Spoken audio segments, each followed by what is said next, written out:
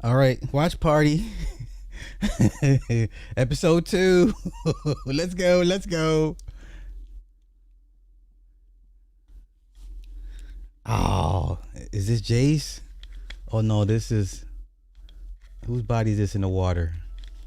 No, that's gotta be Corliss. Nope, that's Jace. That's Jace. This is Jace's body. Oh, this is terrible. Terrible.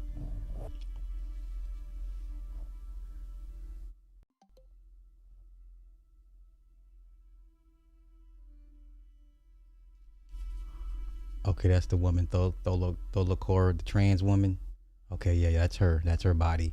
We know Corliss ain't dead. Corliss is not dead. Let's not play these games.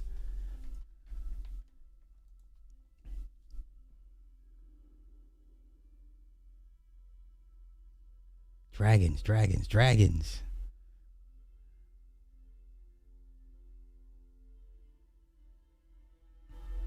All right, so we got 3 dragons.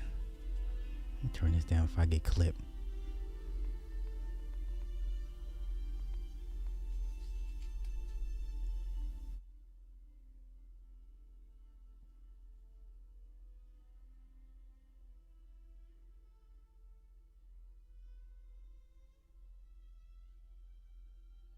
Yeah, go home with Moon Dancer. There's Jace's body. What he got? They did him so dirty.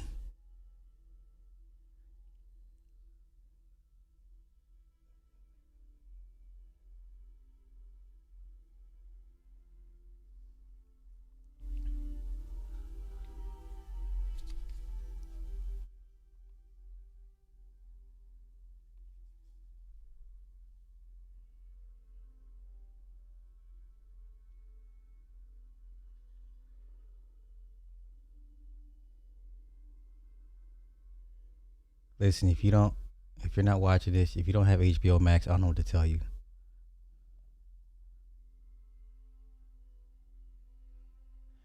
Notice he's being carried in good standing. He's being carried in good standing. All right, pay attention.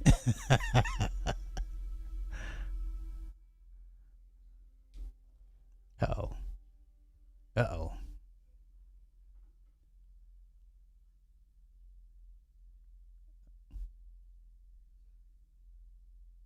Mm-mm.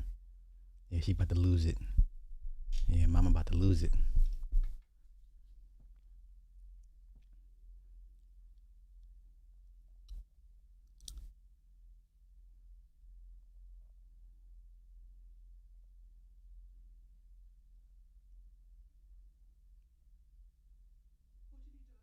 What have you done? Girl, he dead. Mama, he's dead. What have you done?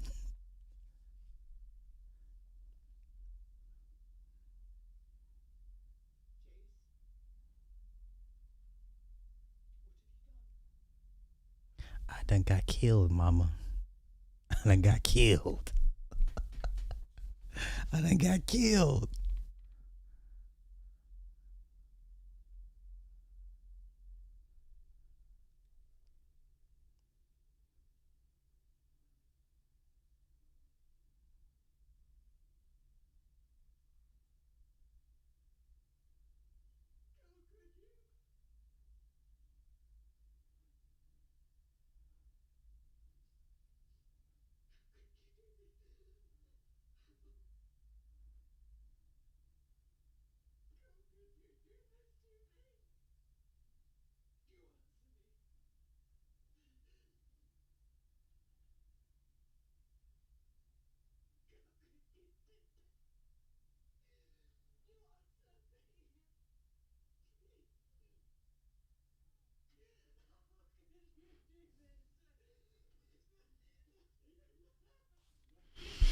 Mm-mm-mm.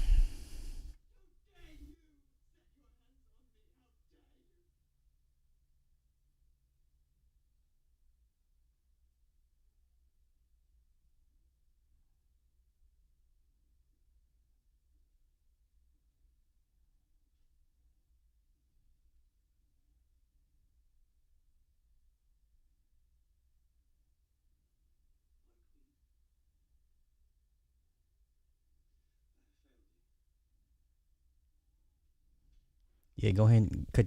Yeah, slice yourself up. Go ahead and just strike me down, McQueen. Strike me down.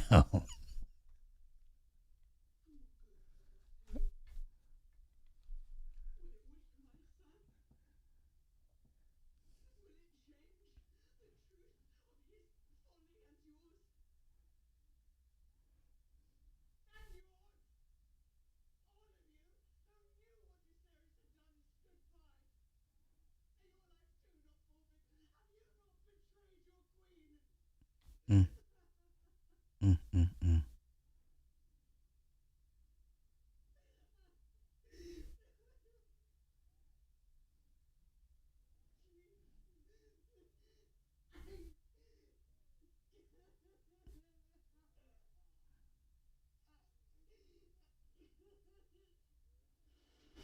Chow, chow, chow. Let's go. Let's go. Let's go. Blood and guts. More blood and guts. They're storming the castle. They're storming the beach. They're storming the beach. They're storming the beach.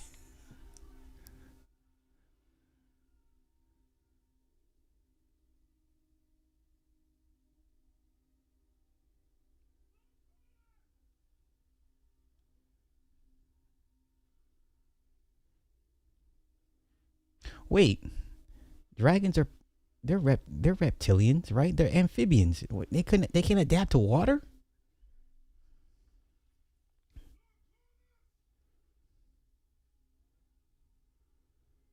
I'm just asking. Like, yeah, aren't dragons like part amphibian? You know, like why couldn't they adapt to water? Just I don't know. I mean, but Miramax was being tied down by an anchor, so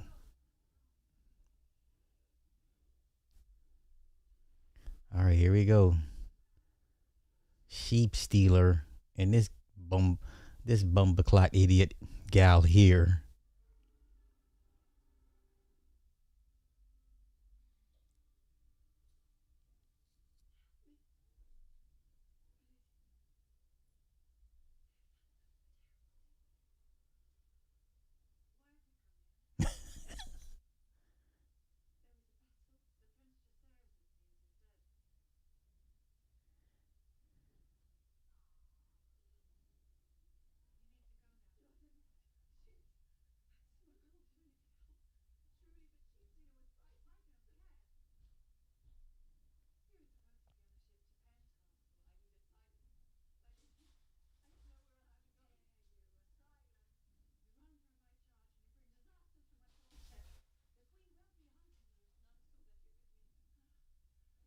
No, but Raina saw it was you.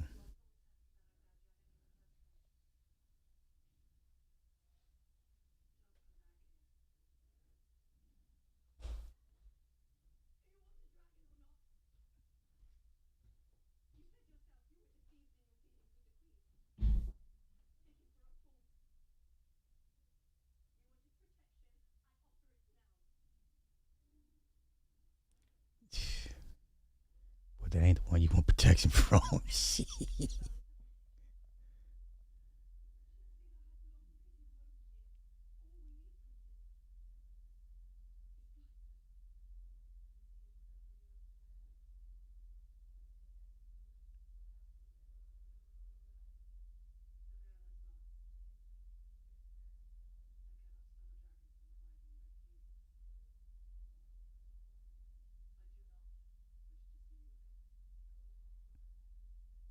Mm.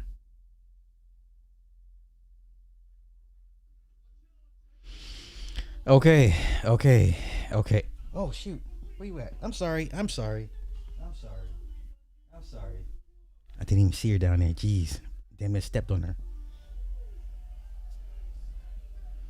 All right, crazy ass Damon. They got a lion's head on a on a steak. What? Damon be wildin'. Yo, they put the lion. They put a lion's head on the steak, y'all. This white boy crazy as hell.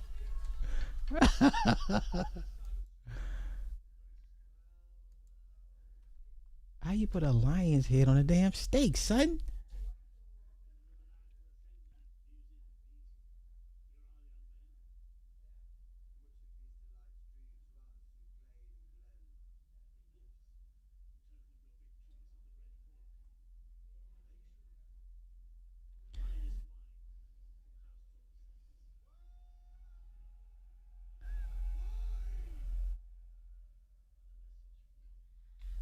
Come here. Come.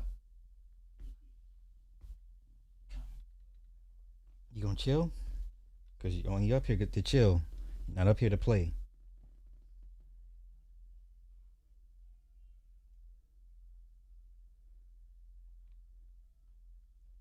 You wanna play? I don't wanna play. I don't wanna play, kiddo. There you go. Get up there.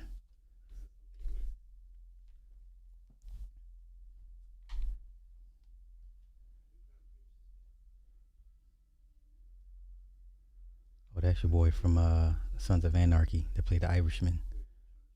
Get off the. Nope, nope. You're doing too much.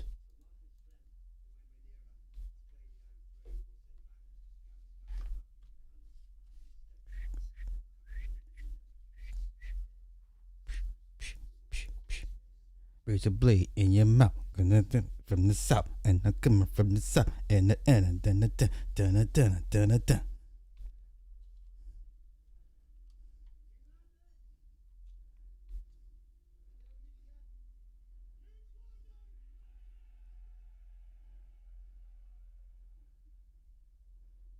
Is that Caraxes? That's Caraxes, right? Yeah, I was right. That's Caraxes.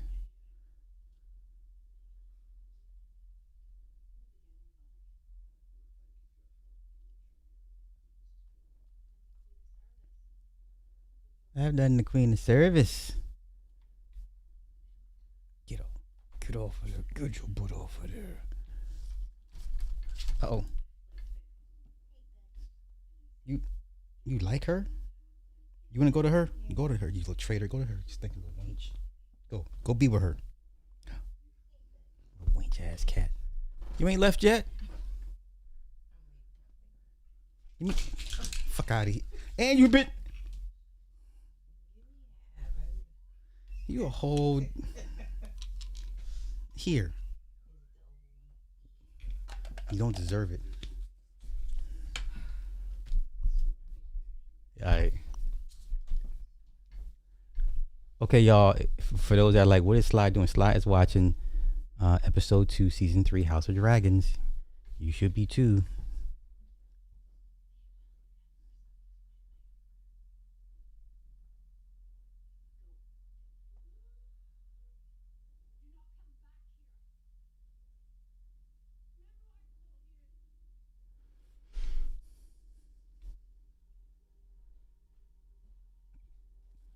I'm more than sure Corliss is not dead.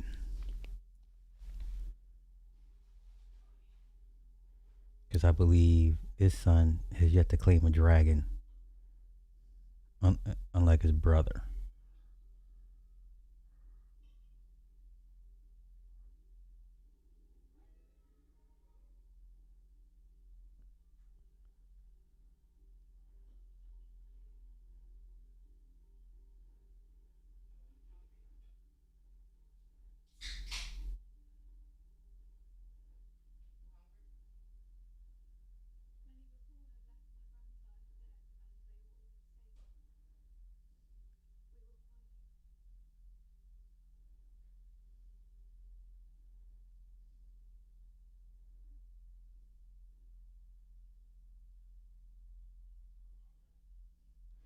Why does she look like Serena Williams in a blonde wig?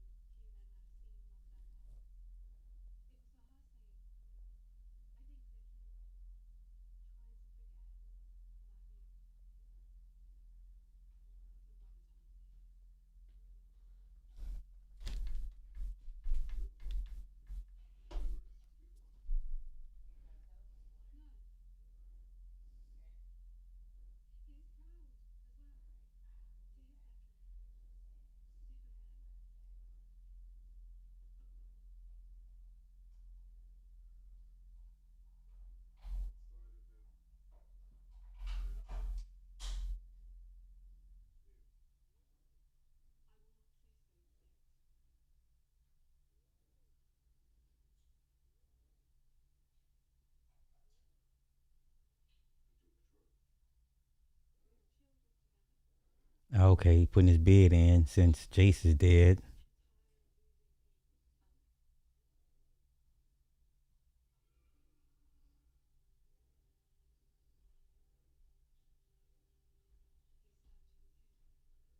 Yeah, here we go.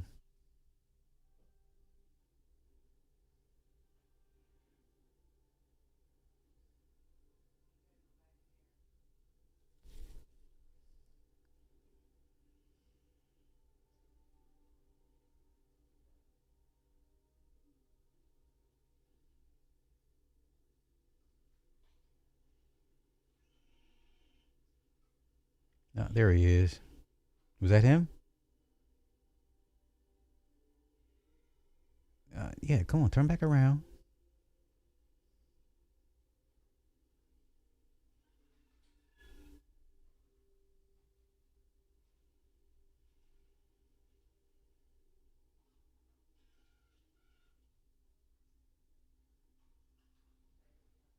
Okay,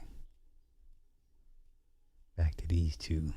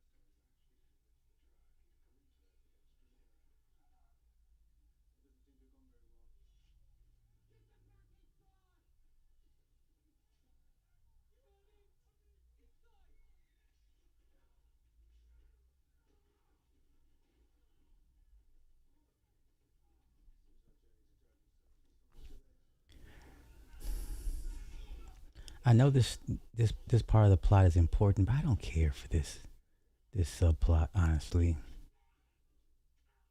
Oh, oh, oh.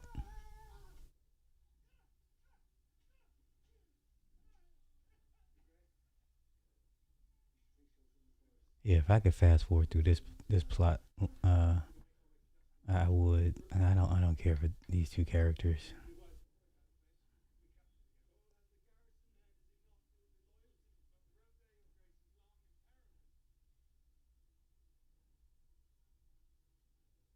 All right, Corliss is up.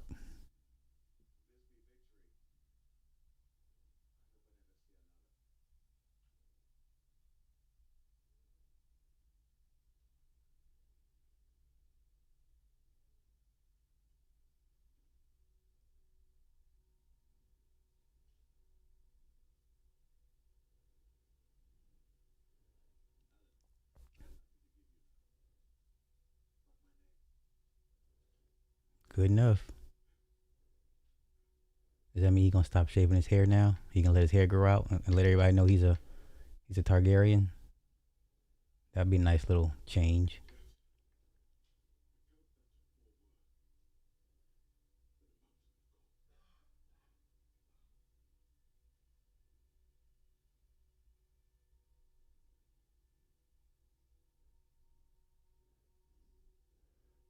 Uh oh. Neurotic in them. Too many black people. Too many black Targaryens. Geeks and gamers. Too many black Targaryens. I can hear him now. Why are they the central focus of the story? Why do we have black Targaryens?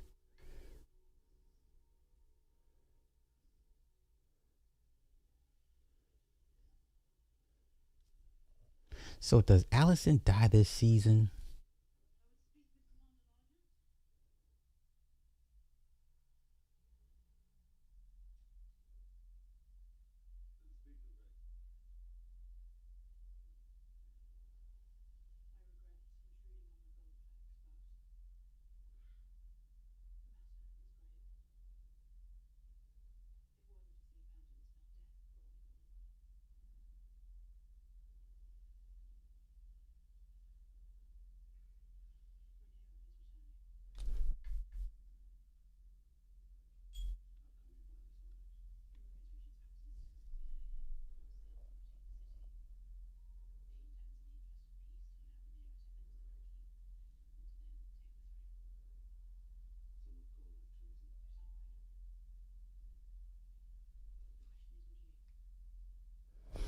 My bad. What y'all saying in the chat during this droll dialogue? CB30, thank you for the 5 blessings, Master Teacher. BET Awards okay so far. Man, don't call me Master Teacher, bro. Just call. I'm a student. I'm a student. I reject master, teacher, anything. My ego won't allow me. But BET Awards is. I saw Janet showed up in a Tupac shirt, so I appreciate that. Shit, wrong goddamn sound effect. My bad, y'all. My bad. Here we go.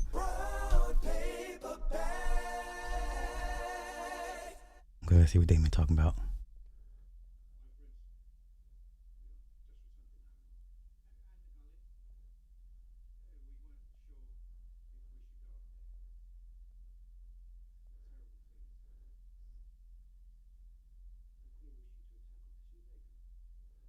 Yeah, they were supposed to stay, wait for Vagar to show up.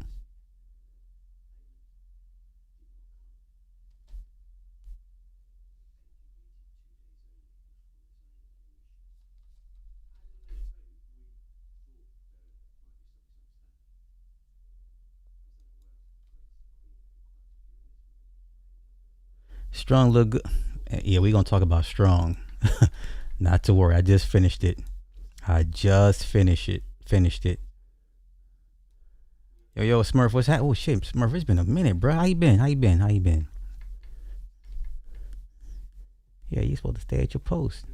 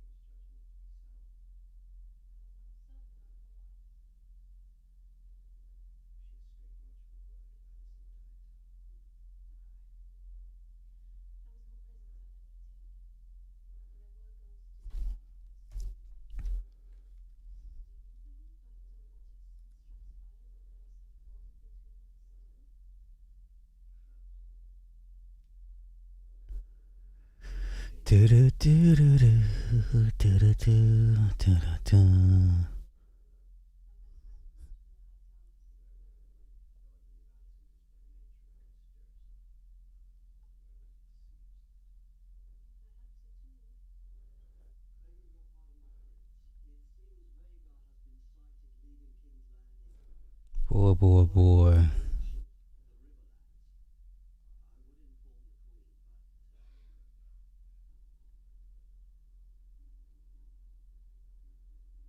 Okay, let's go.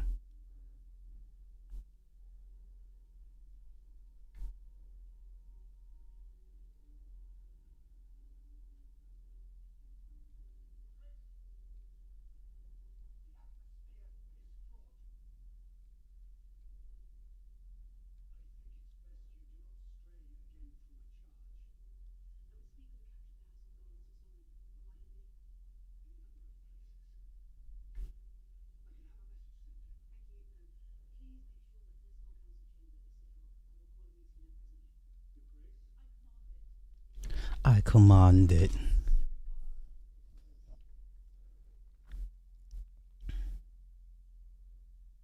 How much time we got left in this episode?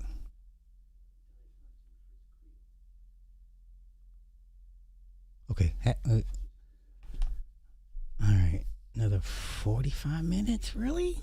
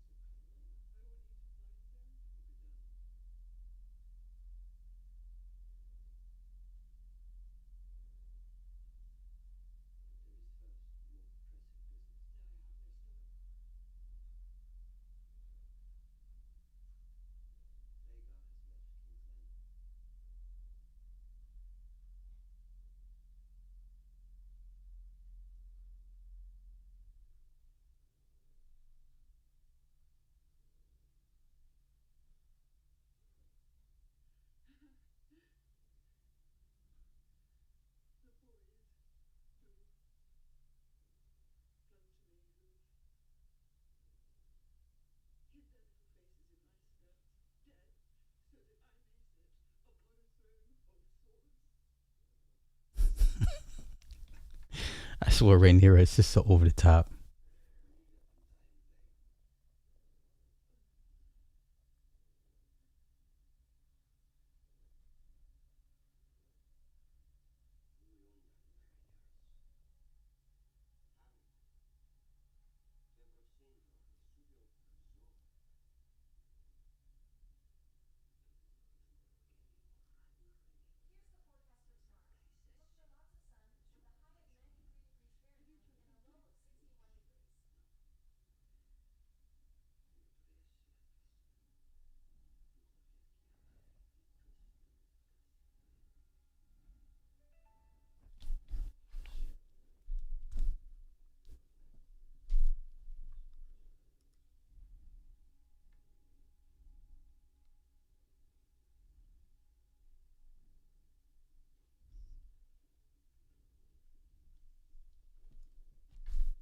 Okay.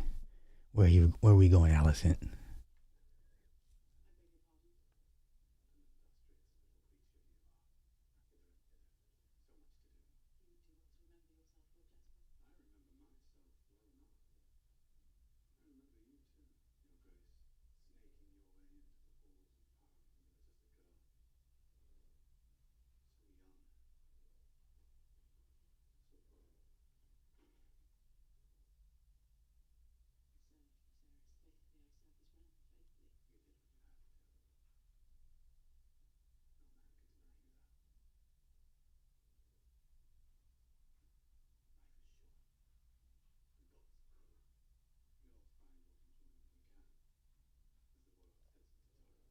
Okay, so what are we doing?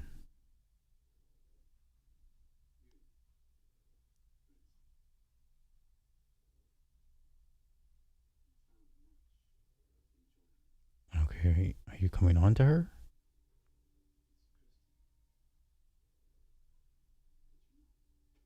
Mm-mm.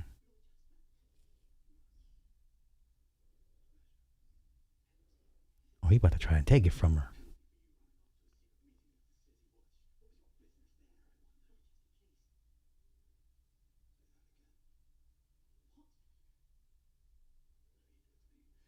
Wait.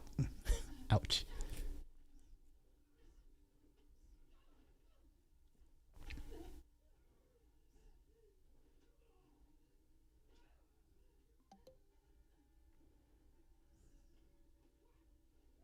I swear these be the most unrealistic man versus woman fights ever. Uh oh. We about to take it from her. Okay. Do you really think he's gonna get away with that?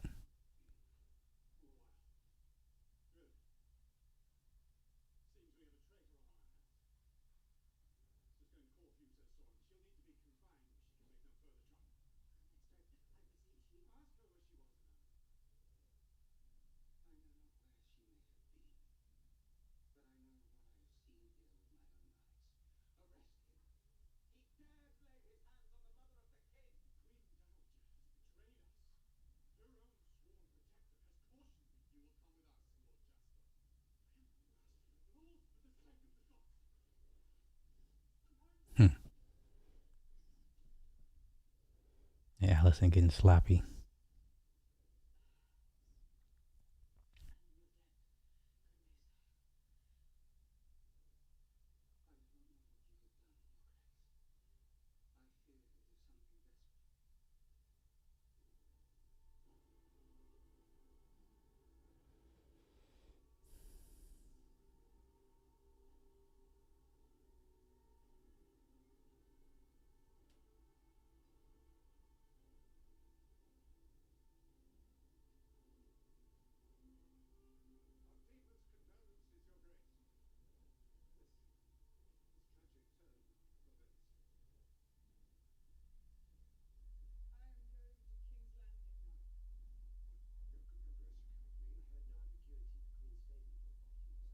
I heard no ambiguity in the Queen's statement. I love this dialogue.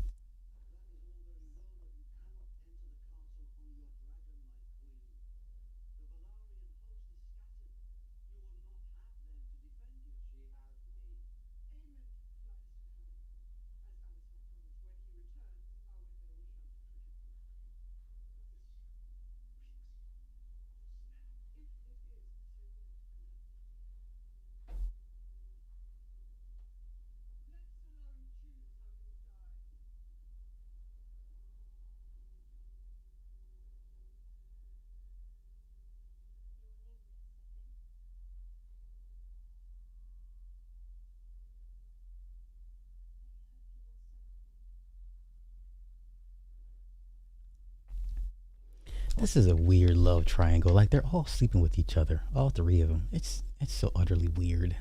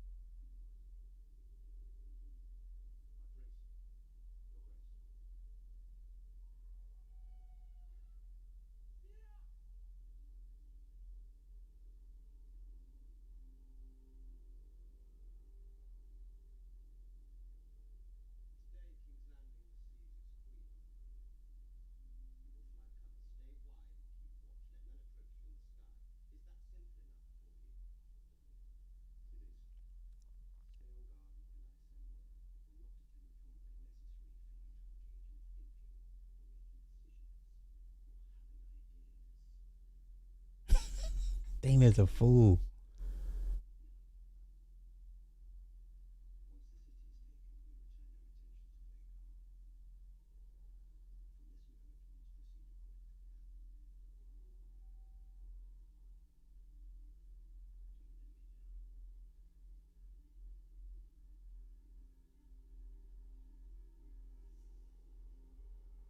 All right, let's go.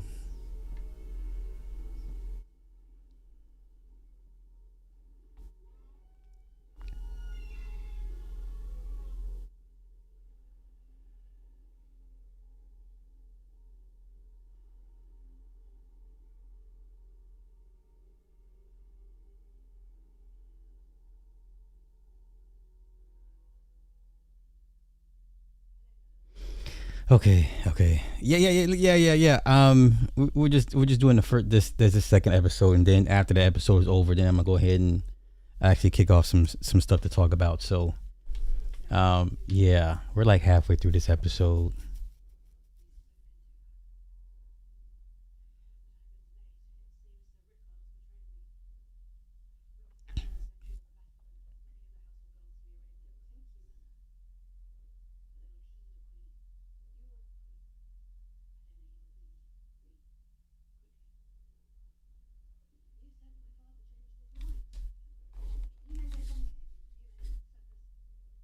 Okay, 30 minutes left. It's a long ass episode.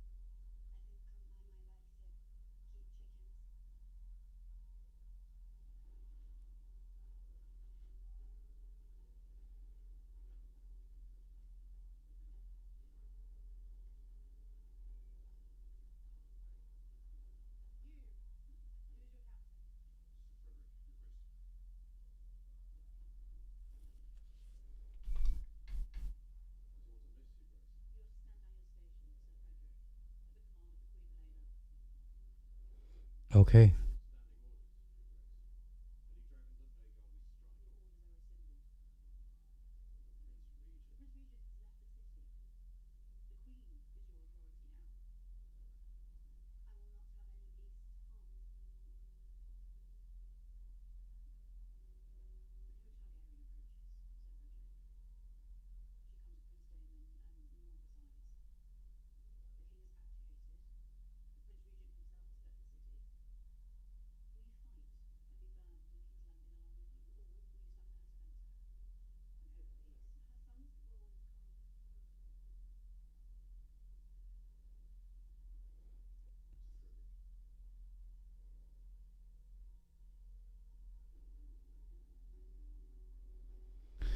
Okay.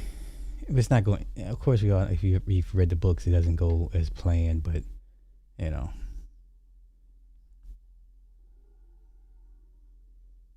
that's got to be Vagar.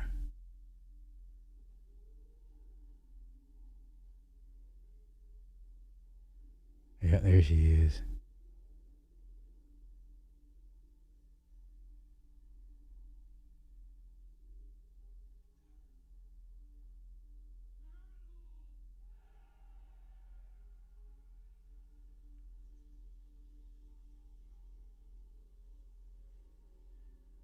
Mm-mm-mm.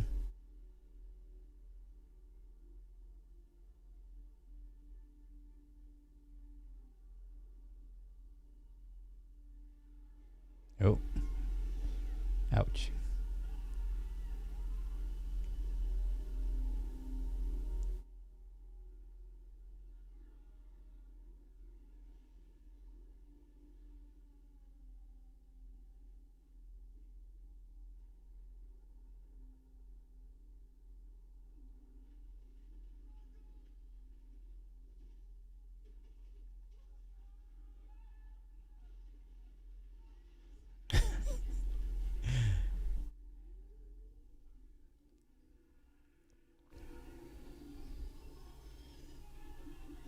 Yeah.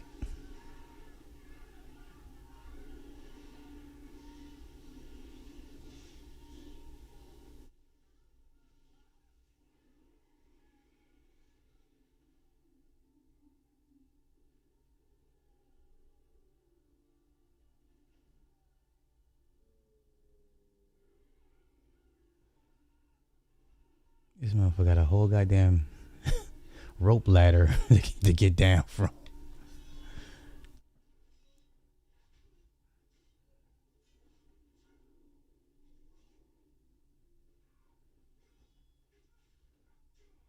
Yeah, I'm pretty sure we do get the climax of Vagar and Caraxes at the end of this season. So I mean, we pretty much know what's going to happen. It's just you want to see it on on film.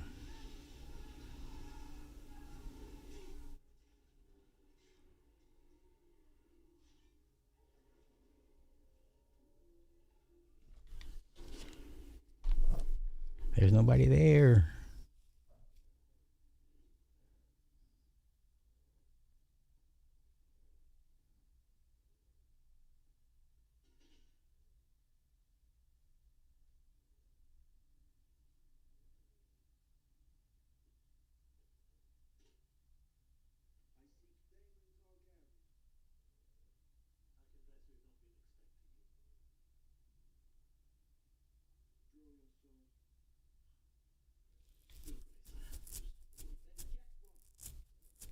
I see how you picking on old men now. There's some cowardly shit.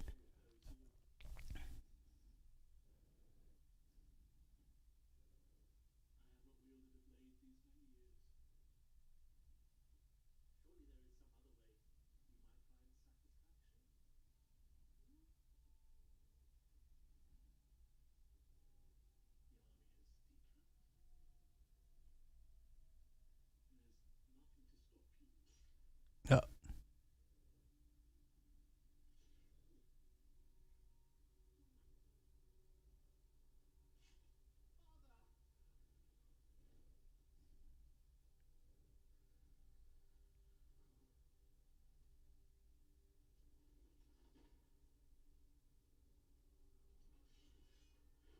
mm. He tried.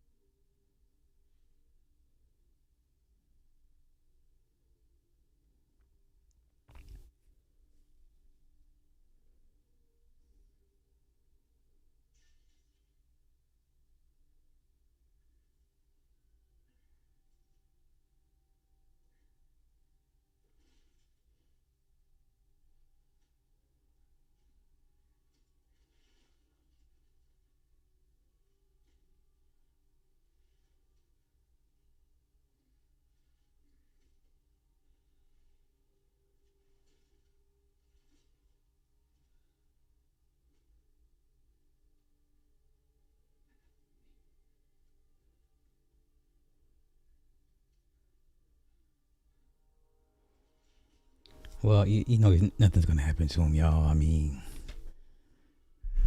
that's kind of the part of the problem when you've already read the books. You know what they're gonna do and what they're not gonna do. The only thing is you don't know what they're gonna do as far as creative freedoms. All right, so here we go.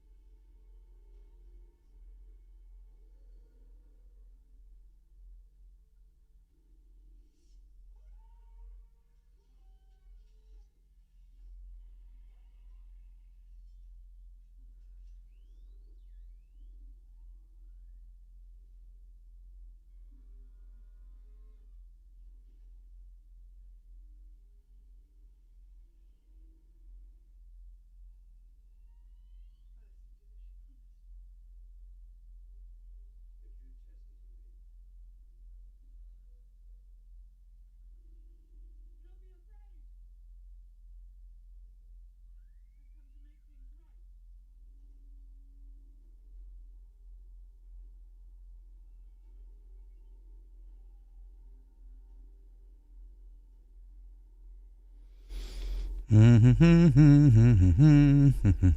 right, let's see what happens.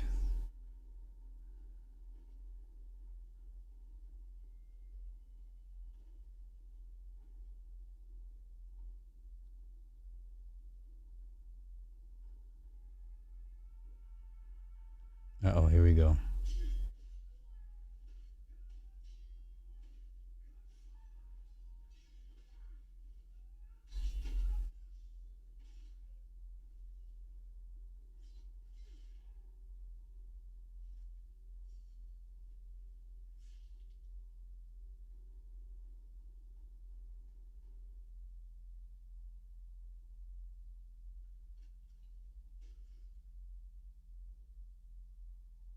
This dude's still on his knees.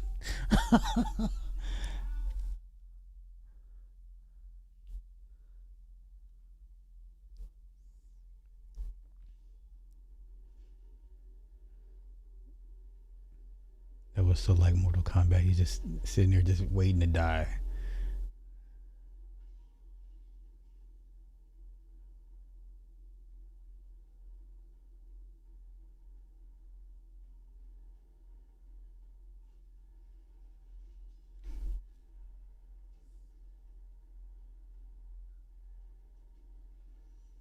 Mm-mm.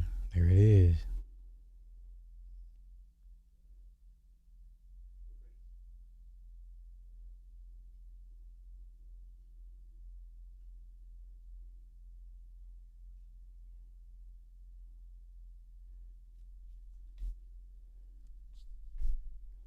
All right, take it all in. Take it all in.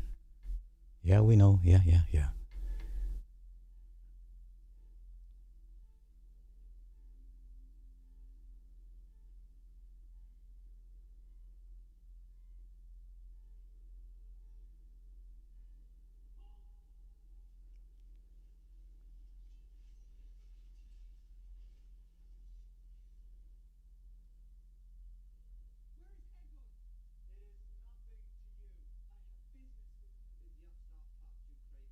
Upstart pop.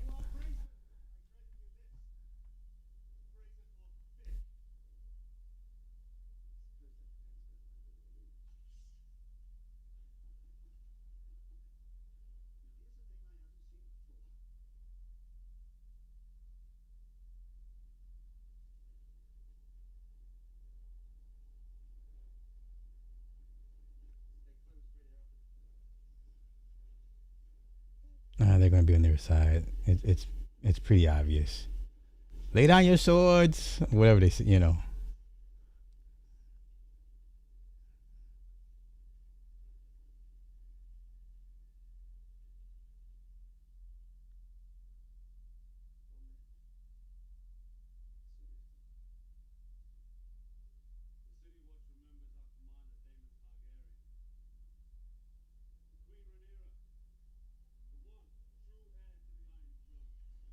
Mm-hmm.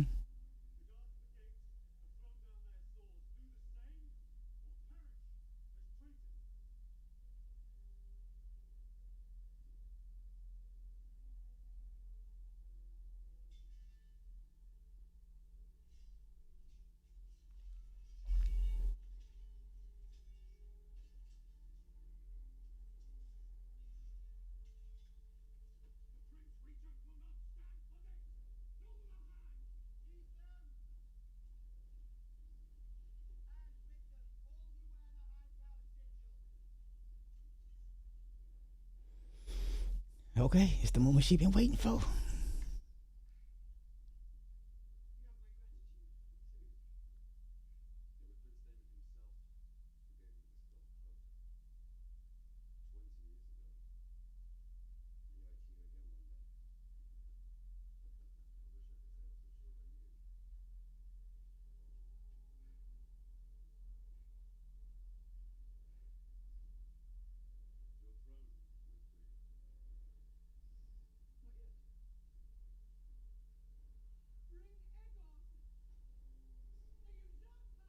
Hey, usurper. Yeah, easier said than done.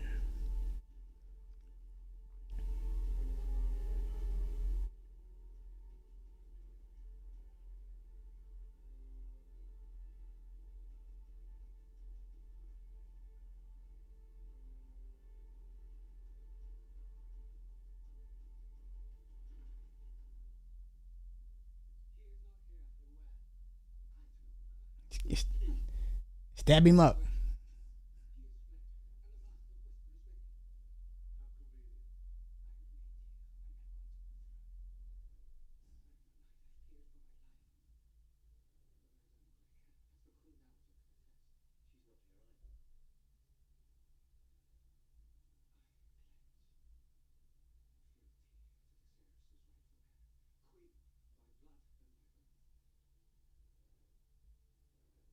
Yada yada yada.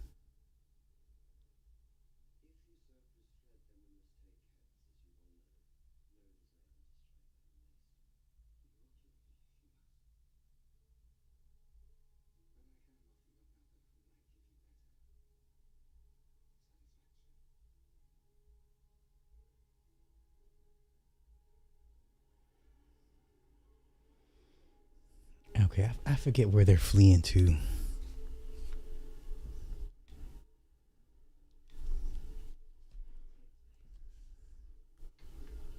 Wait, what I do? Wait, blame me for what? I don't be doing that, man. We just watching House of Dragons, y'all. What we got? Like 15 minutes left. 15 minutes left in this episode. Once again, this is only episode 2, y'all.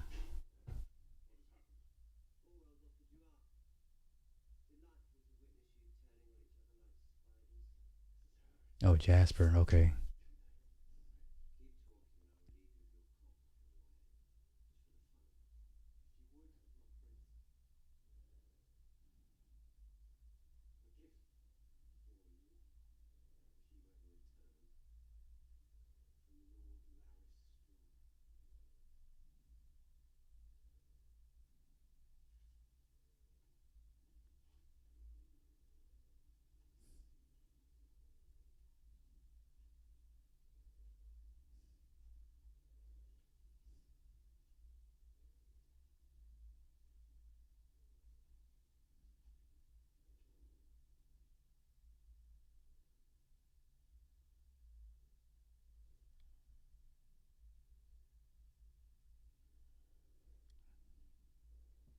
Are these more dragons? Or what's down here? What? Hostage? Okay, it's a hostage. Somebody's behind the door.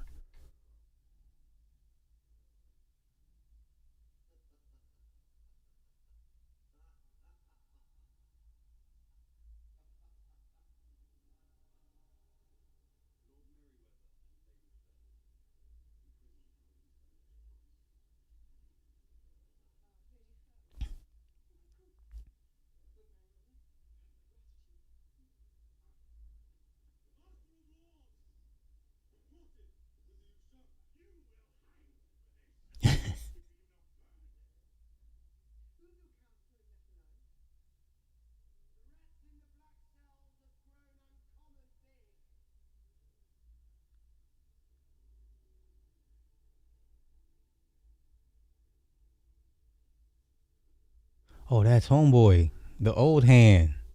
Okay, yeah, there we go. Okay, yeah. That's Allison's daddy, right?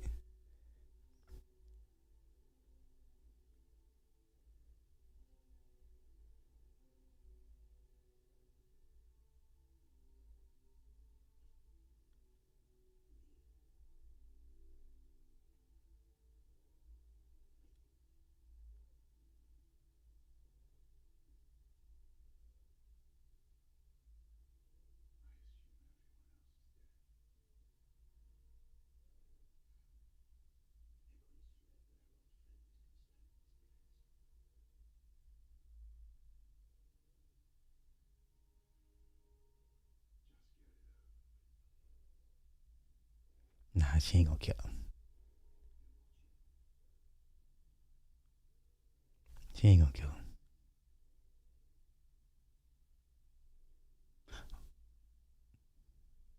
No, she's not.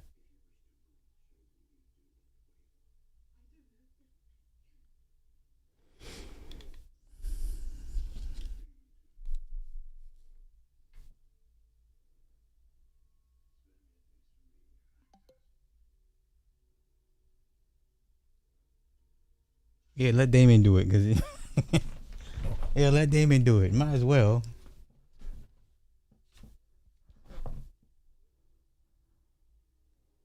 She ain't gonna do it. She gonna use this sword. She ain't gonna do it. She ain't gonna do it. Uh-oh. Speak no more.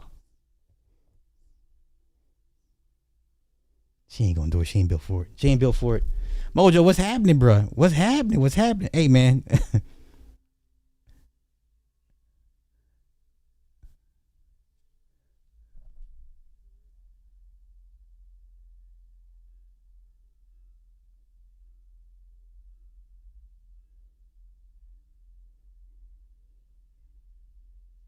Wow, they all like really crowding around to see this take place. Wow. She ain't gonna do it, y'all. I can't see this happening.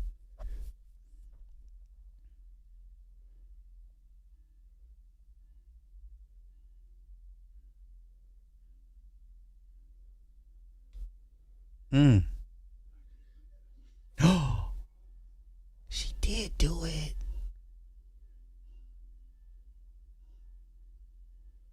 Damn, bitch, you didn't even do it right. Do it again. Oof.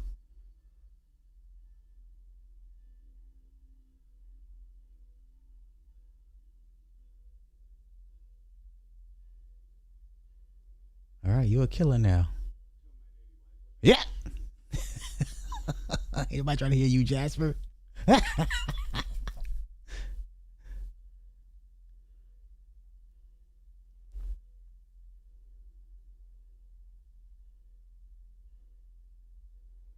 She afraid to walk in the blood, man. Oh my god, you burned people. It's different when you got to get your hands dirty, though. I get it. Go ahead, ascend to the throne. Bloody footprints. I like nice touch. Nice touch.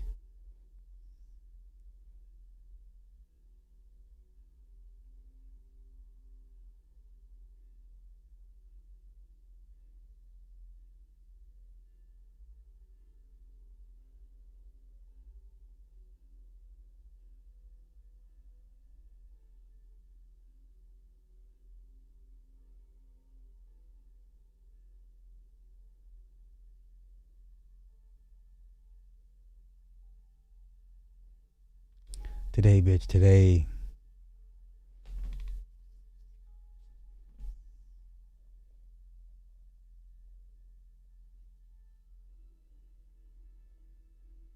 She still got snot running from her nose. I like it. I like it. I like it. It adds to the realism of the moment.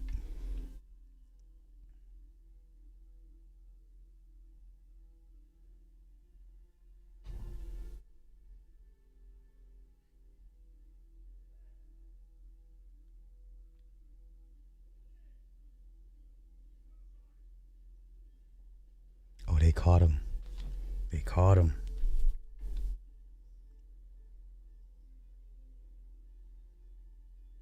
Mm-mm. Deal's off now. Her daddy was not part of the deal.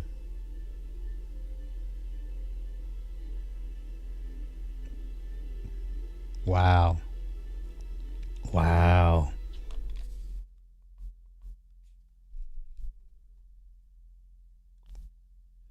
Oh, that was a good episode. That was a good episode. That was a good episode. Holy cow. That was a good episode. Let's see what happens next week. Hey, Mojo, I gave you a shout out, man. The whole tick thing, the weaponized ticks that you talked about 9 years ago, kind of resurfaced, and I want to give you your credit for that, man, because you were the first ones that I ever heard of talk about weaponized ticks. So shout out to you for that. Yeah, that was like 8 or 9 years ago when you said that. Okay. All right. Now we have a show. For those, hopefully some of y'all did watch with me. I would hope so. All right. This movie called Strung with Chloe Bailey.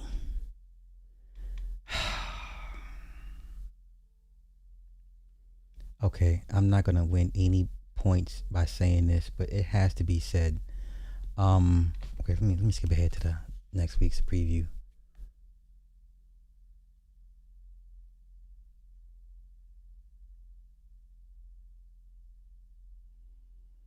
Okay, there we go. Preview time. Let's go. Oh, come on. I gotta do it in other English, other languages. Okay, here we go. No.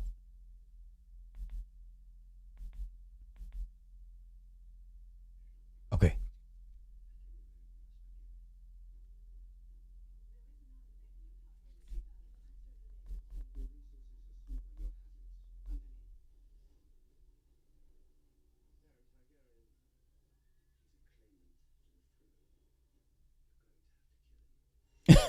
Damon's a fool.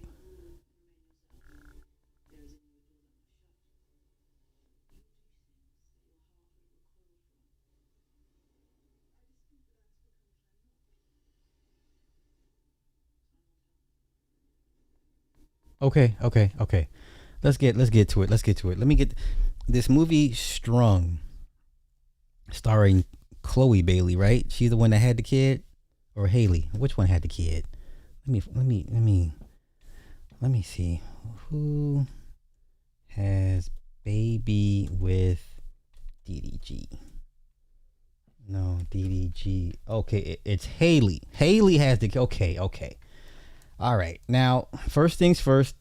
Strung is produced by not only Tyler Perry, Jason Blum from Blumhouse Horror, that guy, and then directed by Malcolm Lee, which is Spike Lee's cousin. Malcolm Lee gave us the Best Man series, and then the movies.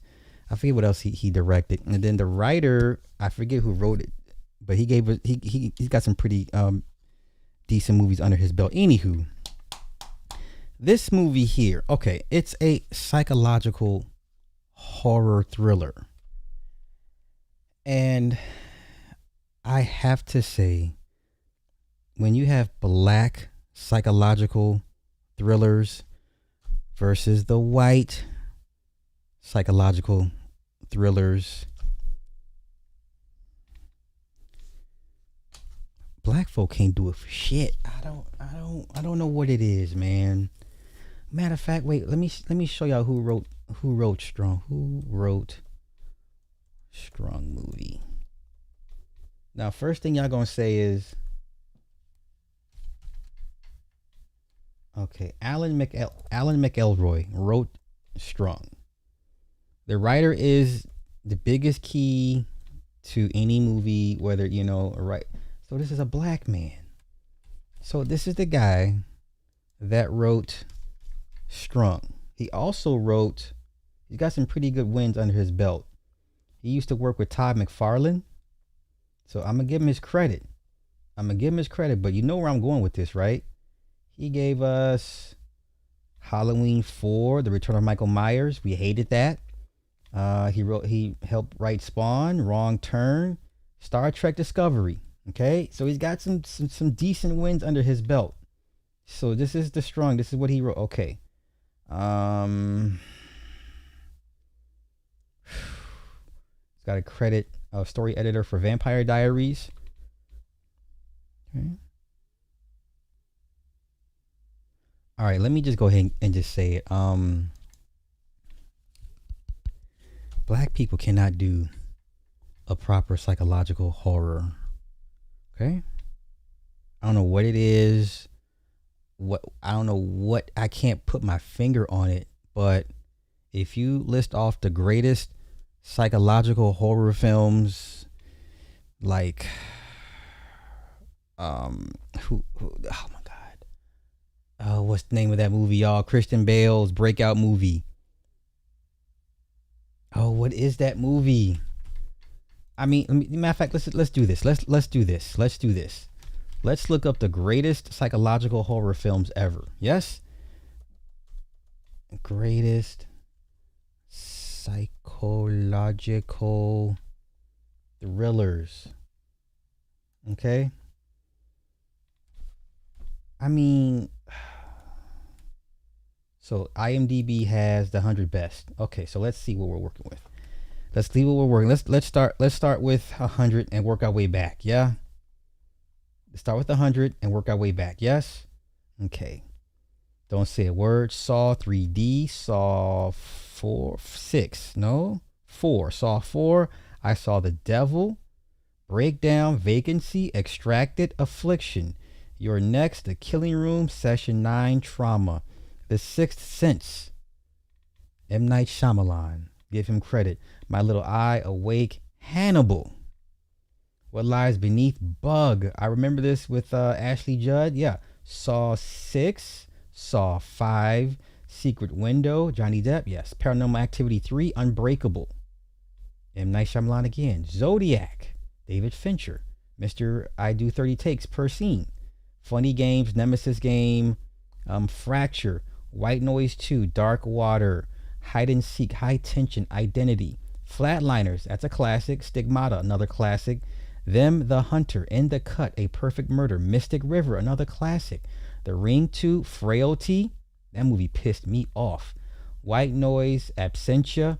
The Broken. The Pledge. The Exorcist. Red Lights.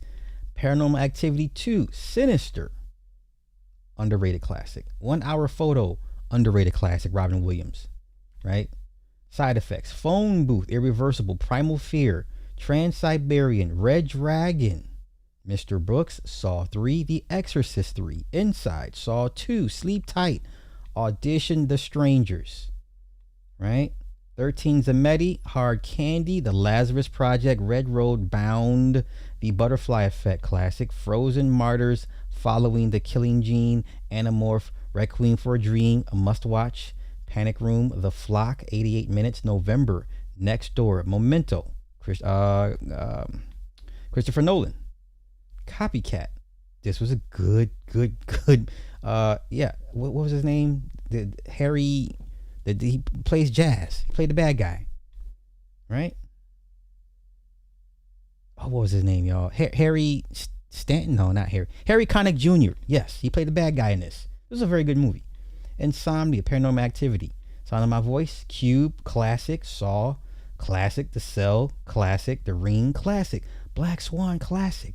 Duel. The Shining. Taxi Driver. The Game. Pie. Jacob's Ladder. Silence of the Lambs. The Machinist, and 7. You know what you don't see on this list? Any black psychological thriller films. I don't know what it is. Black people just cannot do it for whatever reason. Matter of fact, let's find the best black ones. Greatest. Let's do black. The greatest black psychological, if it's even a such thing. Psycho. Okay, what black movies pop up? Now I gave you a list from IMDb, the 100 greatest psychological thrillers. Those are white folk, white and Indians. Let's see how the blacks stack up. Yes? IMDb. Let's go all the way down to, is it 100? Okay, 66. Now, let me know if you've seen any of these movies. Okay? The Past, Ex Door Neighbor, Sugar Mama, You're Not Alone, Best Friend, Vicious Affair, Who's Cheating Who, Assistant, The Stepdaughter, Double Life, Hunter, Tyler Perry's Duplicity, The Deadly Getaway, Twice Bitten, Mea Culpa. I watched that trash. It was trash. Trophy Wife, Trigger, Hello, Rendezvous, Addicted, The Last Letter, Playing with Fire, Only for One Night, No Good Deed, Woman Thou Art Loosed, The Perfect Guy, Garden of Eden, Temptation, Hidden Blessings, Out of Time. Out of Time. Dangerous Passion, The Confidant, Obsessed, Uninvited Guest, Restraining Order, Pandora's Box, Toi. Oh my God, I remember I watched the first one. Stupid movie. Murder on 13th Floor, Intimate Betrayal, Toi 3, Incognito, Asunder, Motives 2, The First Motives, G, The Rich Man's Wife, Insecure, When the Bow Breaks, Running Out of Time, Secrets, Cover, Perfect Stranger, Traffic, Till Death Do Us Part, We Belong Together, Breaking In, Acrimony, probably the best movie in this list. Unforgettable, Fanatic, The Intruder, Obsession, Always and Forever, Illicit, Fatale, A Fall from Grace, and Fatal Affair. You've got to be kidding me, man. Let's see what The Root says. Now, The Root is biased. But let's play devil's advocate. Okay, let's go here. So, no, we'll go all the way down. We'll go start from the top. Okay. 13 black psychological thrillers that will mess with your head. Okay, sure. Let's go. Divorce in the Black. Tyler Perry. Okay. Get Out. It's probably the best psychological thriller. The best black by far. By far. We have Us. Probably the second best black psychological thriller on this list. Obsessed. That was trash, but okay. The Perfect Guy. No Good Deed. Collateral. This is a Michael Mann movie. Why? See how they play games with you? This is a Michael Mann movie starring Tom Cruise. Jamie Foxx is to the side. So this is not a black movie. Stop this. This list is whack. Acrimony. Single black. So we were doing a single black female. Yeah, huh. Antebellum. Oh, this movie was horrible. I remember watching this. Horrible. Mea Culpa, trash. Swan Song, trash. Inside Man is not a. It's not a black. It's because it's got Denzel. No. Let's not do that. Okay. So let me get back to Strung. Okay, Strung.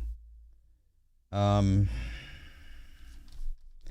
don't know. White folk have an insight to horror that it's kind of part of their DNA.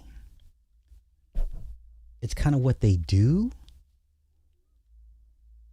If what I'm saying makes sense, I couldn't tell you if you're a better man than me, because normally if it's black, I don't watch it, and I hate to be that guy, but you're not gonna do a horror better than white folk. White folk they be tapping into some shit into their ancestral line, and what comes out is like, oh my God, what were you people? This is in your head. This is in your head. You know. So the movie Strung, starring Chloe Bailey. First things first, The baby weight is obvious. She's got big old thighs, a lot of cellulite. She got the ham hock arms, right? She got the auntie arms. There's no excuse. That kid is, how old is that boy Halo? 3 or 4 years old, bitch. Get your fat ass in the gym. No excuses. You should not be on screen with ham hock arms. Ugh. But anywho, she gets hired. Now stop me if this sounds familiar. She gets hired to tutor a autistic gifted child for an affluent family that's harboring dark secrets. What? How original is that? How original is that? All right. A nobody person gets hired to watch this kid, and the family is rich and crazy. Wow, what? That's a whole genre by itself. Anywho, oh, you in Huntington Beach? Oh, for real? Bruh, quit playing. Like, that's like 4.5 hours, maybe 5 hours from me. Okay. Yes, the medieval age. That was all. I mean, the whole torture thing was, I mean, my God, they perfected that shit. Anywho, so she gets hired to tutor and be like a somewhat part-time maid for this rich black family. Coco Jones is in this movie. She plays Chloe's friend. Lynn Whitfield is the mother. You know, if Lynn Whitfield's in a movie, it's not going to be good. And I mean, good is like she's going to be she's going to be the bad person. Okay. And then the guy, the husband, I forget his name. The wife to the husband is played by Anna Diop. She played Starfire in the Teen Titans series on HBO. She's a good looking woman. I don't know. She looked better in Teen Titans than she does in this movie, which is weird. Okay, so the kid in question, I forget her name. She wears a mask. I don't even know where to fucking begin with this movie. So the little girl that she's hired to tutor, her mother, right? Her daddy was a rapper, played by Partisan Fontaine. So the wife's husband is the kid's stepdad. He was the little girl's daddy manager. And then the daddy died of a drug overdose. And then the manager took over everything and then married the rapper's baby mama. And now they're expecting the kid together. Now, the wife's mother, played by Lynn Whitfield, is having a relationship with her husband. Okay. So in the beginning, Chloe has a vision of her playing. She's a violinist, and she keeps seeing her dead sister over and over again during performances, right? So she meets the husband on some randomness. She didn't know who this man was. It was a random one night stand. They hooked up and never to be seen again. Somehow she gets hired by this black family to tutor the girl. A third way into the movie, the husband comes in and it's him. The kid wears a mask, a Zulu mask given to her by her dead father. The wife is very emotional, high strung, and very confrontational. And she's pretty much due, right? The mother, played by Lynn Whitfield, there's this whole power dynamic between the mother, the daughter, and the granddaughter. I don't know. I don't even where to. So then she threatens to quit the job because she was like, he's like, why are you following me? What do you want, money? She's like, I don't even know you work. This was your house and your mother-in-law hired me, man. I'll quit. He's like, listen, don't quit because it's going to look suspicious to my wife. I'll pay you double. So in the process of this movie, the tutor, played by Chloe, gets an understanding of the child. The child is clearly autistic, and she's gifted, but she's autistic. She's always wearing the Zulu mask given to her by her dad. They're going over music. They connect through music. And then, of course, the husband and Chloe end up rekindling their affair. So she's in this house, fucking on this woman's husband in their house, getting closer to the daughter. Who's making the black version of it? I don't know. I hope not. And so at the end of the day, the master plan was the mother and the son conspired to kill the little girl's daddy, which is played by Partisan Fontaine. He left everything to the daughter in a trust, but they can't really access all the monies until they find the document or the recording that the dead rapper daddy left, so they can kill the little girl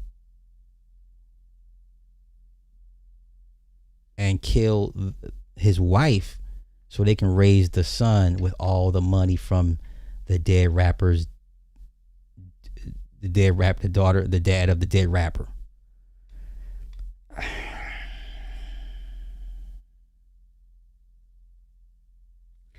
I don't know. Once again, I don't know what it is. Black people cannot just do horror.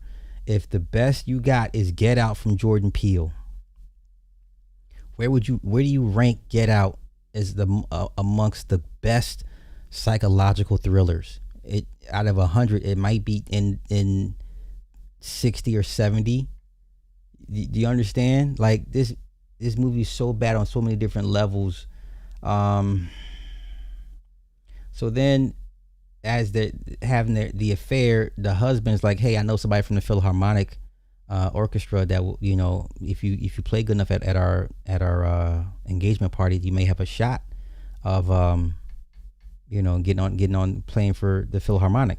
So what happens is every time the husband and Chloe have sex, he always leaves these origami little creations, these little paper origamis with these little notes inside of them saying how you make me feel alive, or I enjoy our time, but whatever. So right before her performance, somebody stuffed one of the origami creations in her violin, and it threw off her sound, and she started spazzing out, and she couldn't play, and she failed miserably in front of everybody and in front of the lady that could have got her into the Philharmonic. Then she thought the wife did it, so she taxed the wife.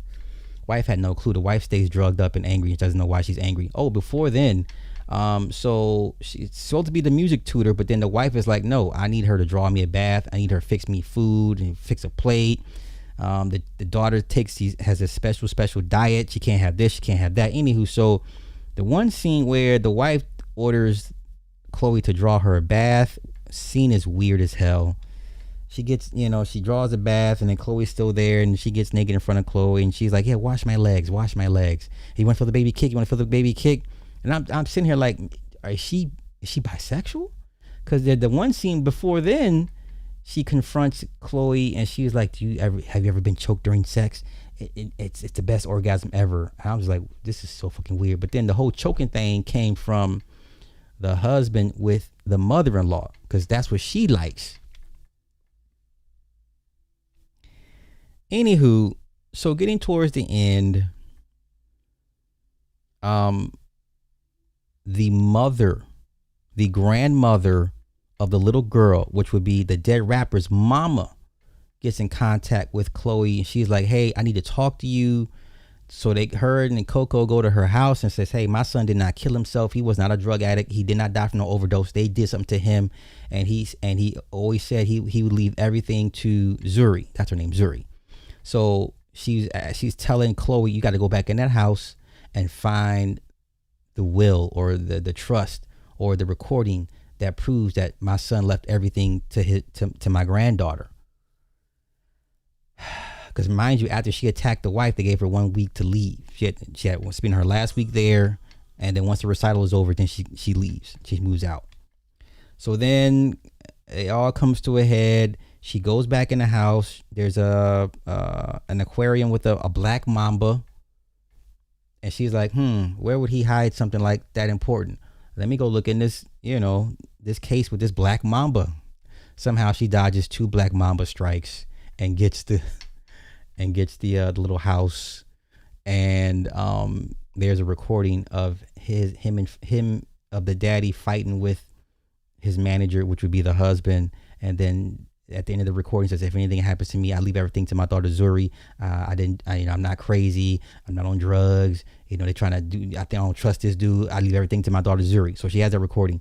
So then they do one final dinner. Homegirl's trying to leave about the house. It's like, hey, where you going?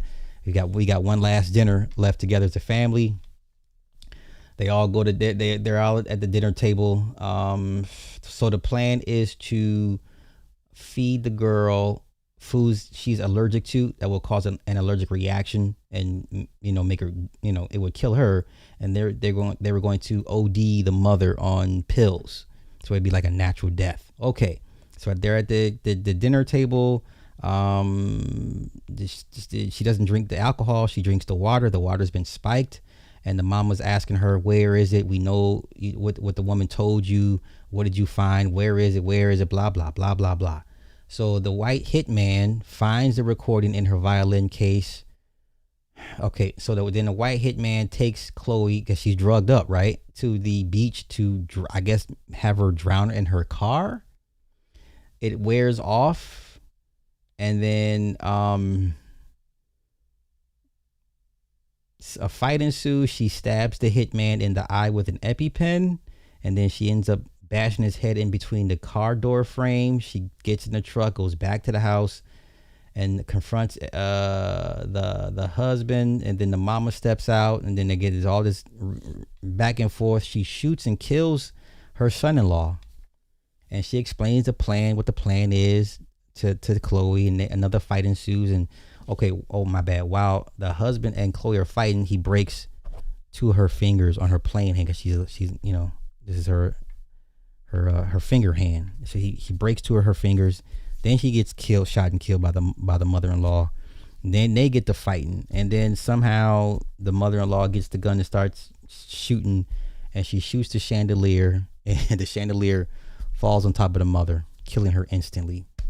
Fast forward, little Zuri is playing in her recital, and then you see Chloe and Coco in the crowd cheering, but you don't see Zuri's mother.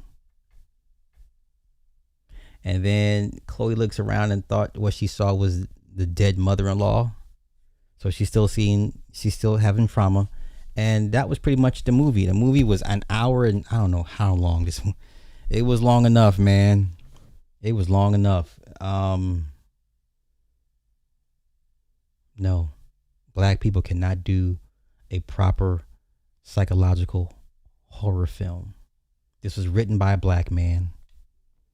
Tyler Perry was a producer, maybe a producer in name only. Jason Blum, another producer.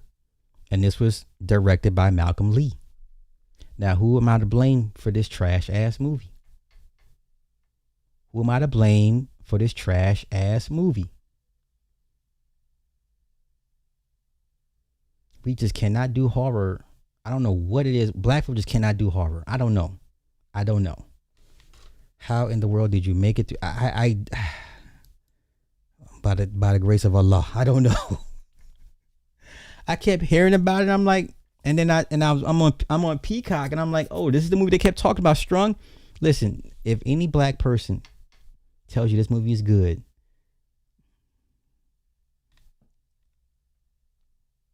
I'll tell you what, don't take my word for it. Watch it for yourself. Like I tell you with everything, don't take my word for it.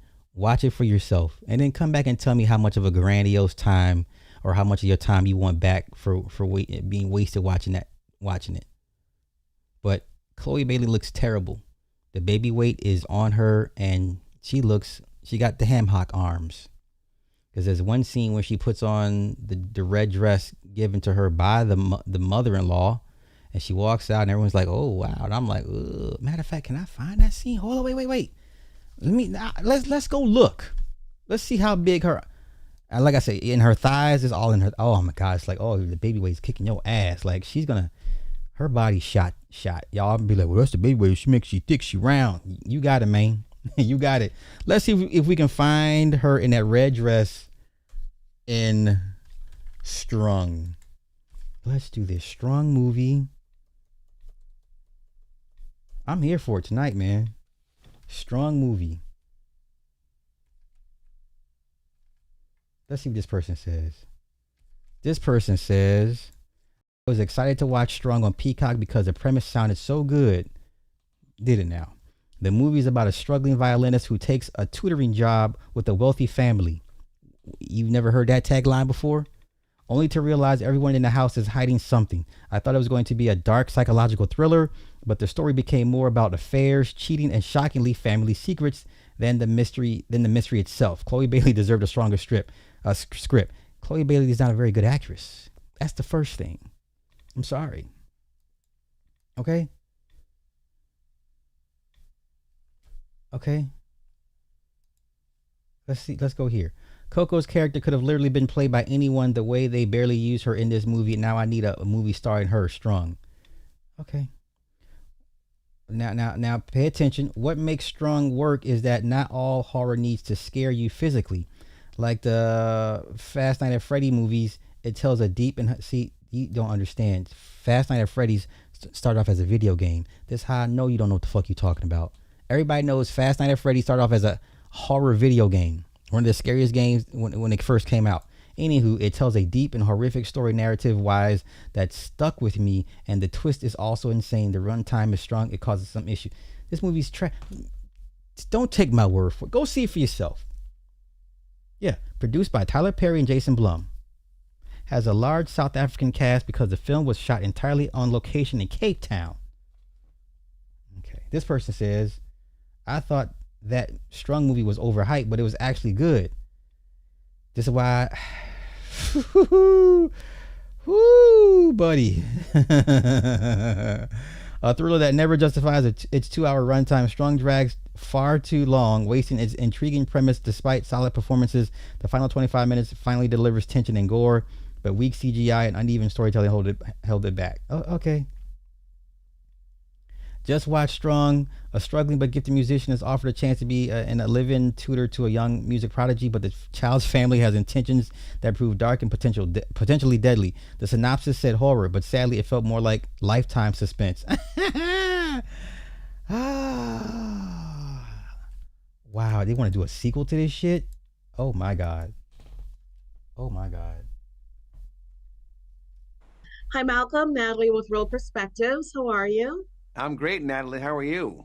I am very well, thank you. So I love this film. It nail biting, edge of your seat. I was like this the entire time. I love it. Bitch, you lying. No, you're lying. And I know audiences are gonna. No, I keep hearing about it. Do I need to watch it? Is it good? Is it good? Is it good? Is it good? Let's continue. Feel the same. So you are best known, of course, for The Best Man and Girls Trip. Tell me what motivated you to. No, Chloe had the baby, but the baby weight is still on her, and she looks like a fat ass. Like I said, there's a scene when she goes to have dinner in the red dress, and her arms are just flabbing, dog. Like, you too young to have arms like that. You too young to have Auntie Ham Hock arms. Y'all know the whole saying, if she got ham hock arms, I mean she can cook. Okay, well, I expect her to be in her, early 50s too. Oh, Haley did? Oh, that's even worse then. Then why is she so big then? Okay, so why is she so big then? Cause she's hella big in this movie. Okay. Get behind the director's chair for this thriller genre. For this powerful film, actually. I've been wanting to, do different types of movies, for a long time, and it just so happens that this script came along at the right time. It was it's such a page turner, and I was Yes. I found myself talking to the script, because I was just like, oh my goodness. No, she's fat. I'm sorry, she's fat. But don't worry, I'm gonna find that scene. This is wow, like I can't believe this. And so I've been wanting to like branch out and exercise a different muscle, and I love thrillers, psychological thrillers. It's pro-white propaganda. Let me give this a chance. I figured. Oh my I God, and you're figured. amazing at it. So, Thank you. Okay, I got you. Let me pull it up. absolutely. Of course, you have Screen Legends, Lynn Whitfield, of course, and newer talent Chloe, Coco, and Anna. What kind of energy did they bring to the set for you? I mean, they're all such talented, thoughtful actors, you know, and what's great is they put their trust in me. Let me They go ahead believed and in the pull this vision I was trying to, motherfucker up put right forth. now. I'm, Lynn, as you mentioned. no, what I'm going to do is pull it up right now, and I'm going to skip to the scene. I'm going to record it on my phone, and y'all can see for y'all damn selves. Okay, let me stop talking and get to producing. Let's go. Is a veteran, and so regal, and so kind of like, you believe everything that she does, right? Oh, yeah. Particularly in this Yes. setting that we have her in. And Chloe is in every frame of this movie, and she has to be innocent and vulnerable and sexy and caring. Well, for those that care, she had 2 sex scenes in the very beginning. No. I think 4 sex scenes in the very beginning, and then when she moves into the house, when after she meets the husband, they're having a prayer, and he's looking at her, she's looking at him while they're having prayer. And I'm like, wow. And then they continue the affair. 4 sex scenes, yeah. Okay, when they first met on the bed and in the bathroom, so maybe 3 sex scenes altogether. So if you're one of those type of guys, I think you might have seen one nipple slip. But she's a bigum. What's going on with my motherfucking TV? What's going on? Why are we not? Okay, my bad. And maternal, and all these, and she has a broad range. Lucien is a fantastic actor. Coco, as you mentioned, Ana Diop has a very tough role to play, and all the nuances that she's playing. Mm-hmm. So I just assembled an all-star cast. I mean, really, really blessed and fortunate to have them all together in the same movie, and they're all fantastic. Now, what was so great about them is that they just, they all wanted to be directed. They all wanted to, listen to it and give. Hey, once again, I tell you to go see it for yourself. Don't listen to me. Malcolm, were there any favorite scenes that stood out to you as your personal favorite? Don't listen to me, because I have so many. There's a number of them. So there's obviously there's a huge spoiler that I thought was going to be great, and that was the screen that I read when I was reading the script. I was like, oh my gosh, people are going to go nuts. I went nuts when I. Okay, the spoiler that he's referring to, I believe, is when when Chloe or her character sees the son-in-law and the mother-in-law having sex. So she was like, yeah, I'm going to reward you or something. He eats her out, and all of a sudden, then he gets on top of her. He starts to choke. She's like, choke me. I'm just like, oh my God. But okay. So, and then the other part of the spoiler is they wanted to kill the little girl and the mama and raise the son because that's their blood, and take all the money from Zuri's trust from the dead rapper daddy that her son-in-law, the husband, used to manage. If that's a plot twist for you, then so be it. When I first read it, and so I'm very excited for audiences to see that moment. There's so many even the opening with the orchestra. That's really great. The opening scene when she sees her dead sister. Her dead sister died from asthma. There's a scene when she took Zuri outside when she wasn't supposed to, and she got stung by a bee, and she's allergic to bees, and she had to run and go get an EpiPen while having images of her dead sister dying from asthma. Okay, let's continue. A lot of the how we say the spicy scenes. I'm very proud of those. Very spicy. Yeah. And so I love those. I'm happy to stretch my legs and do a lot of different things with this movie. So a number of scenes, and then there are scenes that you're like, yeah, is this gonna work? The allergic reaction. I'm close. I'm closer to the scene with the red dress. I'm close. And fortunately, we found the right balance. I'm close, buddy. Yeah. And lastly, without giving anything away, do you think that there is a potential for a sequel based on the last scene that we saw? Okay, now the mama dead, the son dead. We don't know what happened. We don't know what happened to Zuri's mother. All we saw at the very end was Zuri playing the recital, and you had Chloe's character, and you had Coco, her best friend, and that's all you saw. You never saw the mother. Mind you, the mother was pretty 7-8 months pregnant. So let me see how you're gonna spin this into a sequel. Why would you want a sequel for this? But come on. Oh, shit, my bad. Let's go. Listen, all I'll say is if audiences want it, they'll have to let us know. If they don't, then it's just a one-off, then that's fine too. No, sir. Okay, fair enough. Well, it was such a pleasure speaking with you, Natalie with Real Perspectives. Thank you so much for taking the time to chat with me. Appreciate it. Thanks, Natalie. Take care. No, sir. Nobody wants a sequel for this. You got your. Oh, I saw the white people version of this movie last year reheating the leftover nachos of The Housemaid is Crazy. Said to myself, this was so Tyler Perry coded, and then I saw that he's actually one of the producers. Well, touche, of course he's involved in this. Strung. Yeah, don't listen to me, man. Don't listen to me. I don't know what I be talking about. Shit. I don't know what I be talking about. I don't know nothing. Let me. I'm getting close. I think I overshot it. I think I overshot the red dress. I think I overshot the red dress. And then it's like, where? And then the wife is so doped up all the time. This is how they're able to have sex in the house, in the same house, in his recording studio. I'm like, how y'all got time to be doing all this? It's a okay. I'm getting close. Red. Oh, there we go. Here we go. Is this it? Okay. Oh, I found it. Let me get to where she walks out. Okay, hold on. All right, I'll be right back. Let me record this real quick. Let me hold up. Oh boy, look at this. Caught up with the ever polished and regal okay. Yeah. Coco had listen, you blink and you miss Coco in this movie, for real. You blink and you miss Coco. She was in it for like all of 10 minutes. She was in it for all of 10 minutes. She was the ratchet CNA friend.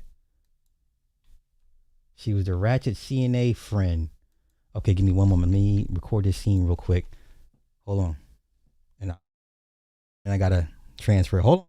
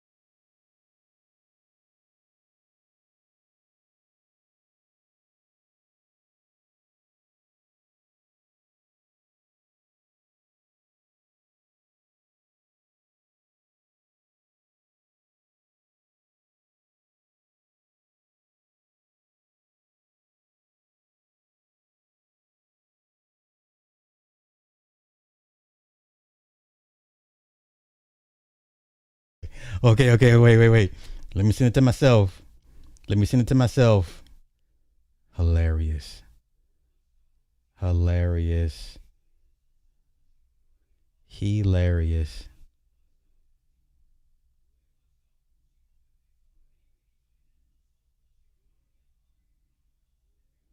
in the low 90s.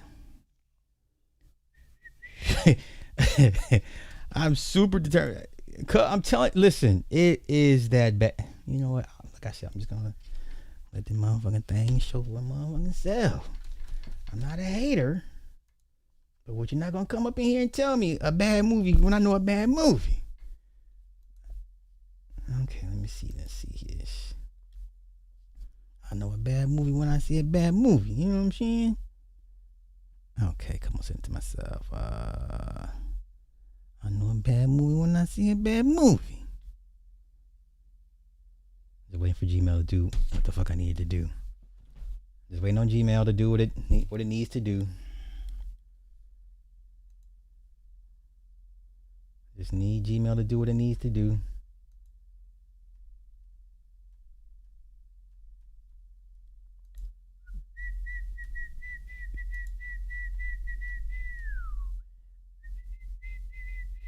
Oh, let's go back to and see what other people have been saying about this movie. Yeah, let's do that. Yeah. Let's go here. Shit. This Strung movie was horrible. This Strung movie is frying me. That movie was something. Strung. Finna watch that Strung movie. Everybody been talking about it. I thought that Strung movie was overhyped, but it was. Look at this. Strung is such a good movie. Chloe had me gagged the entire film. Okay. 10 out of 10. For real? Okay. Look at this. Strung on Peacock is such a good movie. Okay. Okay. Look at this. Hey, who made this damn movie? Strung has so many twists and turns. What the hell? Man, Chloe ate her role with this movie. You've got to be kidding me. They set it up hard for a spin-off series. Good series, and I liked it, but could have been a movie and not so strung out. What? This movie Strung is so mid. Strung movie was so good. Okay. Okay.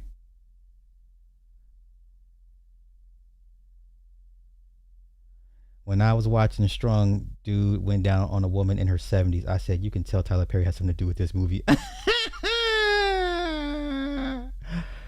Oh my goodness. Okay. I'm waiting for it. My Gmail, man. This shit be forever, son. Oh wait, you know what? I don't know what I do. I'll send it somewhere else. Hold up. I'm gonna send it to Mass V. Hold up. That's what I should have done to begin with. Continue with email. Continue. Nope.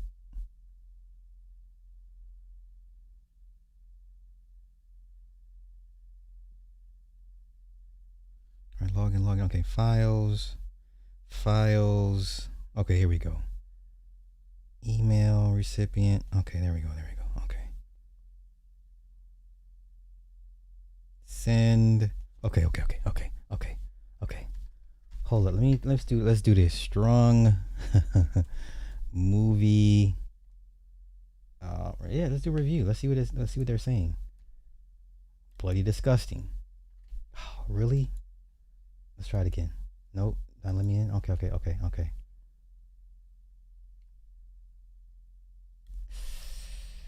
Let's see what they talking about.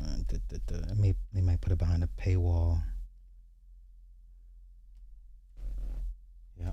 Okay. Nope. Don't worry. Stream it or skip it. Strung on Peacock. A ridiculous thriller starring Chloe Bailey. Okay. All right. So let's go here.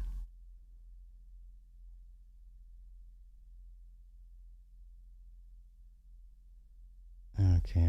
I don't want to go through the premise. I've given y'all the premise already. But Layla, stupid as the Dickens, hangs in there even though Zuri's mother, Imani, is openly hostile toward her. The prevailing notion is that it's pregnancy hormones, although we see it as other red flags. Zuri is Imani's child from a previous marriage to a famous rapper who died. Zuri's stepdad, the baby daddy, is Marcus, a music biz who coincidentally happens to be the same dude Layla had a one-night stand with in the first act. Let's see. The thing with Marcus is the first twist that revs up this plot, which involves Zuri's bounty of dangerous allergies, some jealousy pertaining to Layla's sweet, nurturing relationship, blah, blah, blah, blah, blah, blah. Okay. What movies will it remind you of? Imagine the aforementioned The Hand That Rocks the Cradle nanny nonsense crossed with the music school thriller early Sydney Sweeney Blumhouse-produced vehicle Nocturne, then immolated on the Tyler Perry pyre. Wow. Let's just say Whitfield really knows how to make a right grand Vegas buffet out of the scenery. A few sex scenes registering 7.3 out of 10 on the Smolder scale, although we ever see is a bum or a side boob. Okay. Strung coalesces into one hell of an idiotic ending, although I'm not sure it's worth enduring the first 90 minutes of this slop-ass screenplay written by the guy behind the immortal Ballistic X versus Sever to get the final 30. Yes, your math is correct. This is one of those I can't believe there's still an hour left in this movie that fails to justify its 2-hour runtime with all of its go-nowhere plot convolutions and inability to settle on a tone. Despite his status as a veteran director, Malcolm Lee seems to have shrugged his shoulders at the final edit, thinking it's just a streaming movie people will pay attention to anyway, not caring that a crisp 92-minute cut might draw out the nutty campiness and rightfully render the melodrama as fodder for the bin. Instead, the film jumbles together a grab bag of forbidden erotic romance, wackadoo mother-in-law histrionics, real estate porn, reams of clutchy dialogue, cheap child endangerment nonsense, unprocessed trauma, and confounding snake action. It's just so damn flabby. Lee can't even muster the enthusiasm to throw red herrings at us. He just drops them on the floor until they're a cluttered mess of distractions, easily brushed aside so you can predict what happens with minimal effect or effort. You'll be better off skipping to the end and watching everyone pull out all the stops. Fast forward until you get to the scene where a character drinks some knockout juice and falls face first onto the dinner table. That would be the wife. That's the wife. It won't make much sense, but it doesn't make much sense if you watch the entire movie either. Unfortunately, I know from experience. Hey man, don't listen to me, man. Matter of fact, it came through. Okay, email. Let's go to let's see how big her ham hock arms are. Because some of y'all think I'm capping, and I'm like, I don't cap. That's not what I do. You just don't like how I say it. That's all. Okay. Downloading.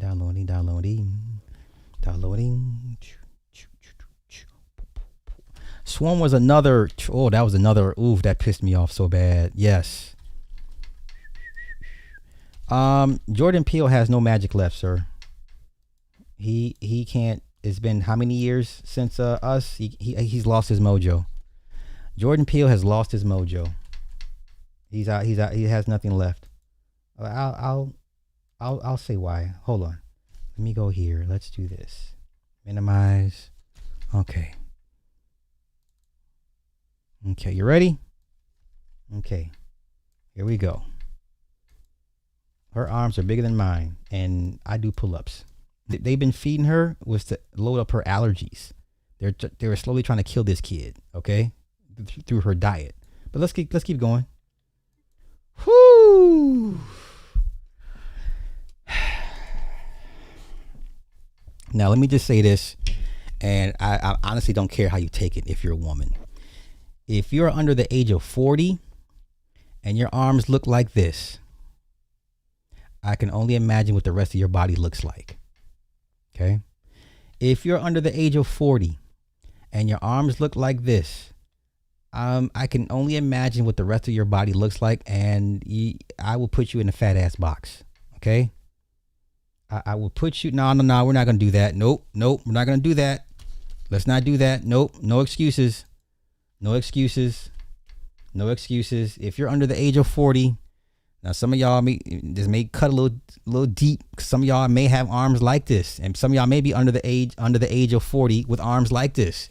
Well, hey. What's your excuse? Kids? No, that's not gonna work for me. Doesn't work for me, brother. How long y'all gonna keep using kids as an excuse for being a fat ass? Okay? How long y'all gonna keep using y'all kids, y'all grown ass kids? I asked for legitimate reasons. That the birth control thing is not gonna work for me. But let's continue.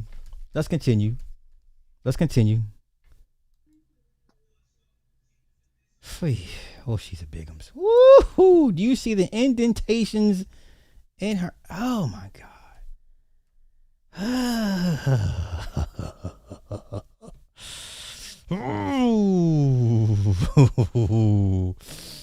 Listen, you're supposed to fix this in post or adjust the lighting or something. Come on, you get dailies. So when you shoot a movie every day, you send the dailies out for them to take a look and be like, okay, this and that. Like nobody saw this, and like, do you understand? But let's continue. Ooh, I see 2 indentations in her arms. Oh my God. Hey. Once again, these are ham hock arms. If you're over the age of 40, pushing, you should be closer to 50 with these arms. Okay, I would give you a pass if you're 50 in your 50s with these arms. Yeah, I know. All her life she been fighting. I know. Yeah. I know. All her life she been fighting. I know. Yeah, Mika ass, built like Mika ass. I know. All her life she been fighting. I know. All her life she been fighting her weight. I know. I know. Okay. All her life, I know. All her life. All my life. And ain't that a Trick Daddy song? Oh no, that's a the baby the song. Lil Baby. All my life. I know. All your life you've been fighting. All your life you've been fighting. I know. Good God. How old is she? How old is Chloe Bailey? How old is Chloe Bailey? We're here for it. How old is Chloe? Oh shit. Bailey. Oh my God. She's 27 with arms like that. No excuse. I don't want to hear it. She's 27 years old with arms like that. I don't want to hear y'all's excuses. There is no excuse. She's 27. I'm good. You better than me, bruh. I'm good. Unless you know what? The only way I would lay down with her is if I'm trying to get a kid out of her. That's it. I would just use her for her womb. That's about it. The only thing she can do for me is give me a kid. Because once she has a kid, it's over. Her body's gonna be trash. Okay, let's see. Let's look for these excuses. Chloe Bailey, eating issues. I don't know. Eating issues. Yes. Eating issue. Okay, let's see. Yeah. All her life she been fighting. Okay.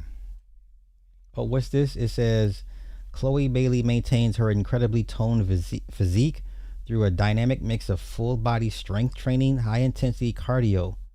On the diet front, she ended her 11-year vegan run to introduce lean proteins like chicken while keeping a primary focus on whole nutrient dense foods. So what the fuck y'all talking about then?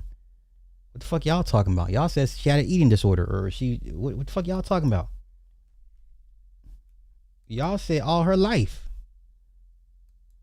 Get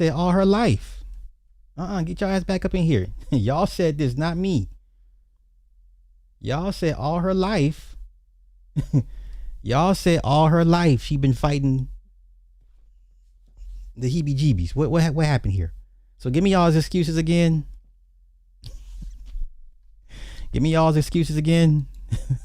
Hey, who you telling? She's only 27 years old. So what happened? So now we're gonna put on the mama. See, y'all forever moving the goalpost. Y'all stay moving the goalpost. But okay, sure thing. Let's see here. Chloe's quick to credit her fam for her fit bod. I think half of my body is from genes and my family. My mom was a track star. You want to keep going with these excuses? Her mama was a track star. Okay, let's continue. Her body was banging, and I think I got it from her. Now I'm vegan. I don't think being vegan has anything to do with my food, with my shape. Food is my kryptonite. It is the best blessing for me and the biggest curse. Chloe says she notices her weight fluctuate when she doesn't work out consistently. Okay.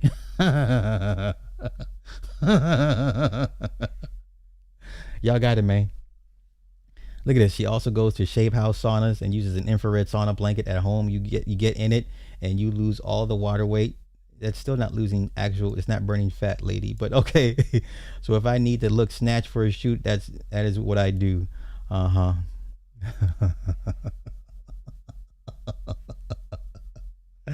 No. We're not doing it. No, we're not gonna do this. That should do with her mama. Has nothing to do with her mama. Her mama was a former athlete. What does that mean? What does that mean? Look at this. You have certain foods that you just love, like jasmine rice, white rice, bread, apples, grapes, and watermelon. Like she enjoys homemade, vegan, gluten-free sugar cookies. Come on, man. Y'all keep moving the goalposts with this shit. No, we're not gonna do that. Quit making excuses. She's a fat ass. Fuck out of here, man. It is what it is. She's a fat ass. Make all the excuses y'all want. Make all the excuses y'all want.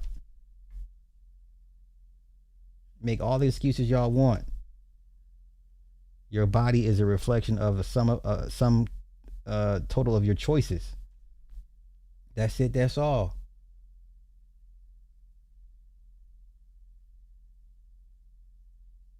Y'all got it though. Y'all got it. So y'all gonna say the same thing for the guys when the former athlete stops working out and he gets fat and his son is fat? What the fuck are we talking? No, that makes no sense. Okay, I got you. Let's look up her mom. Let's see what her mama look like. Chloe Bailey mama. Mama. Let's see what the mama look like.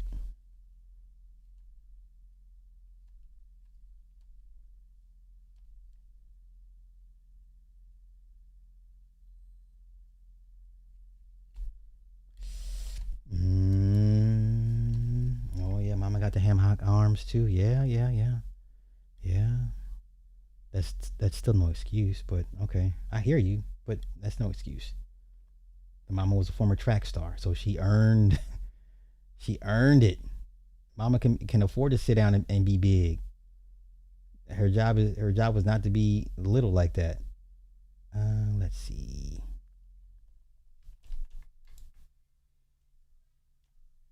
Courtney Bailey.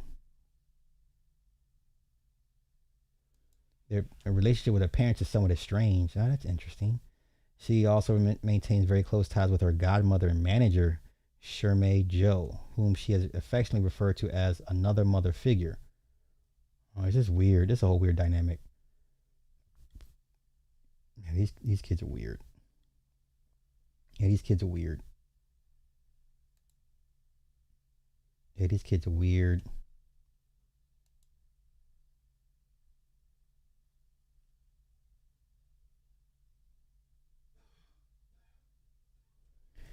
So, in late 2022, Chloe addressed her family dynamic on Twitter, confirming that she has a somewhat estranged, distant relationship with her parents, though she still firmly defends them against negative comments.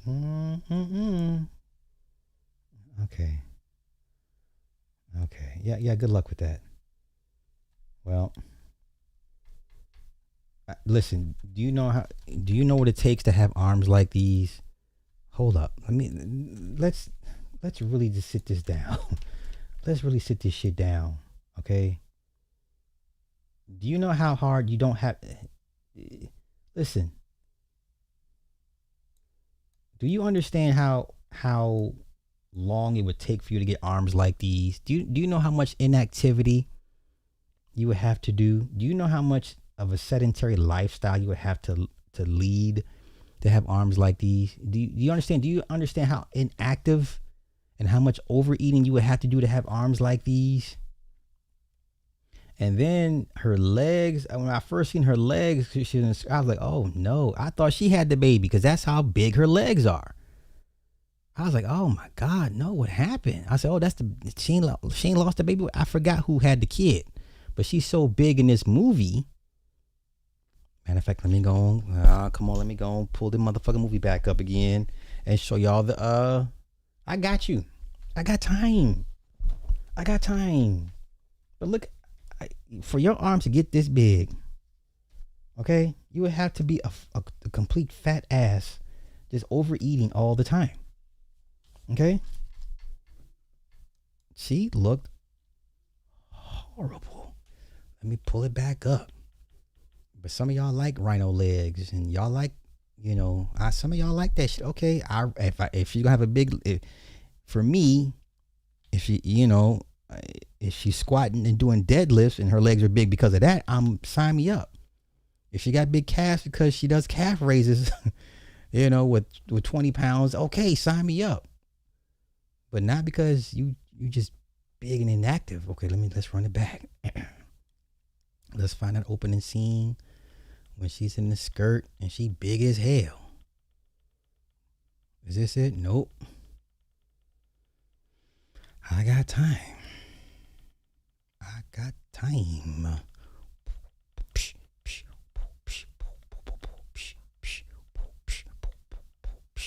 Is this it? This might be one of it. This might be one of them. One of the scenes. Oh, This might be it. Okay, so let's see what pops up. Let me see what pops up. Hey, that's what they used to call them, rhino legs. You know, I ain't capping. I'm telling you dead ass. Rhino legs.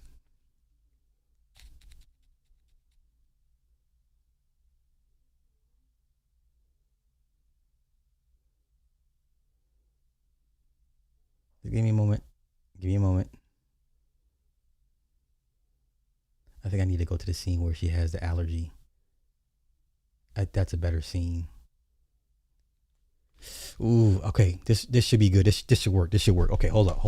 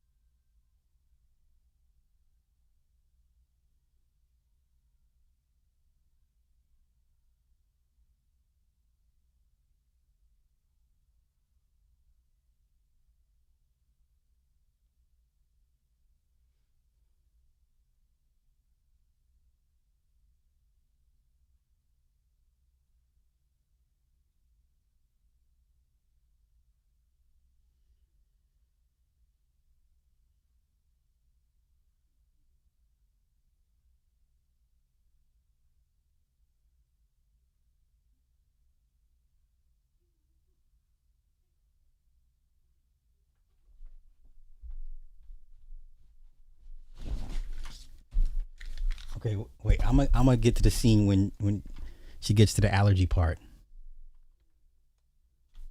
Hold on. I'm gonna get to the scene where she gets to allergies. When she has the allergic outbreak.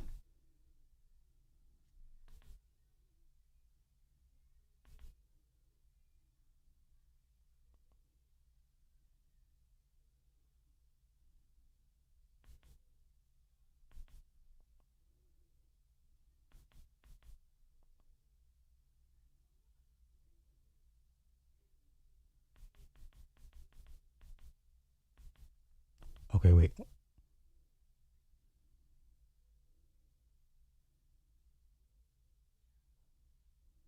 Oh, this might be a good shot. And if you think she did a good job acting in this movie, okay, man, God bless you. Like, I'm not here to tell y'all what to think, how to think. It's just either you know what a bad movie is and you know what a good movie is. I don't know what else to tell you at that point. Okay, where the fuck is the allergy scene at? I'm getting close. Am I getting close? Here we go.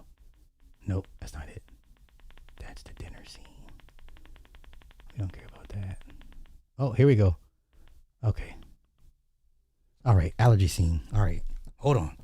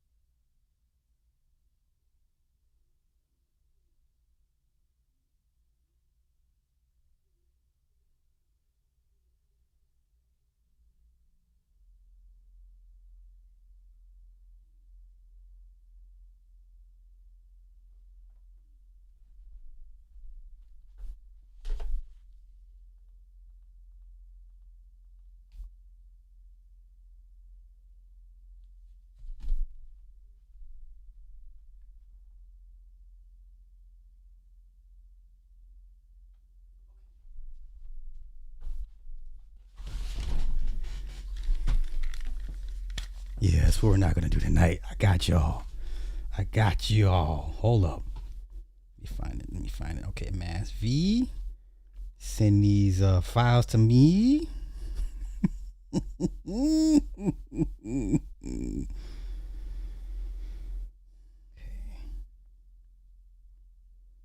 That's one.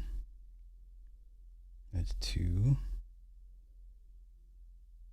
To myself. Okay, let's go send. All right. Okay, let's see what else other reviews we have for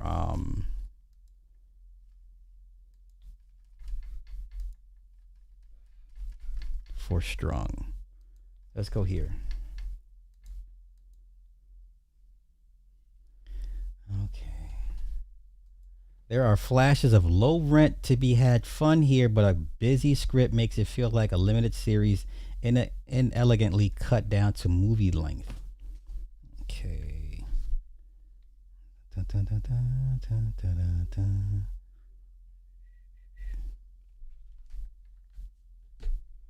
Okay.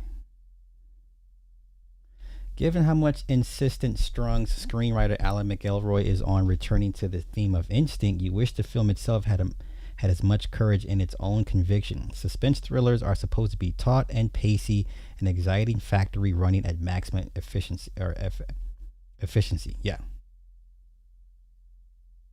But Strung is full of detours, each more tedious than the last. The ancillary character development, the romantic entanglements, the flashbacks to her sister, which somehow still don't land even after Audra spells out the connection. The fixation on Zuri's physical and mental state becomes so acute you have expected to lead to a deeper meditation on the early childhood development needs of black children who have been unduly exposed to trauma. Instead, the film drags on for about 2 hours in total, and the central tension flickers until the whole thing feels like a less purpose-built feature than a limited series hastily stitched into one, with Lee ham-handedly propping the door open for a sequel. For what?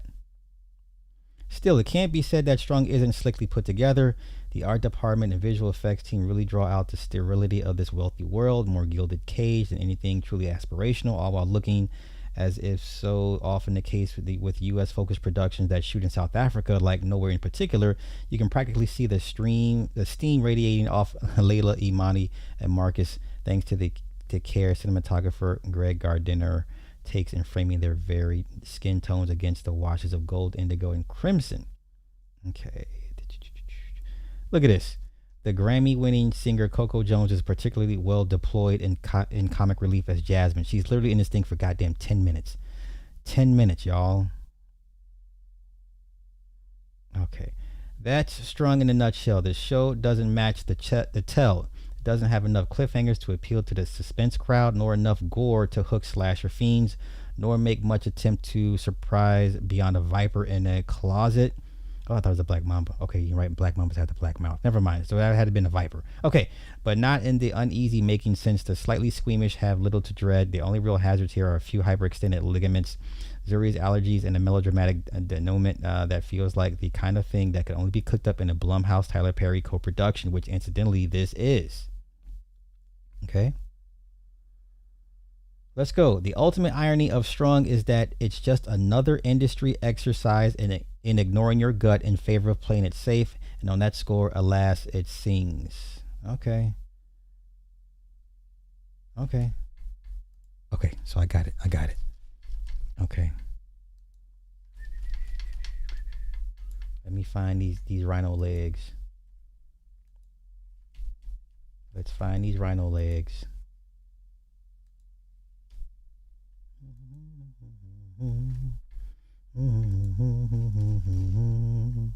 Man, I've been on for 2 hours? Wow. Okay. Yeah, let me get the fuck up on out of here. I've been on for 2 hours, y'all. That's not the plan. That is not the plan.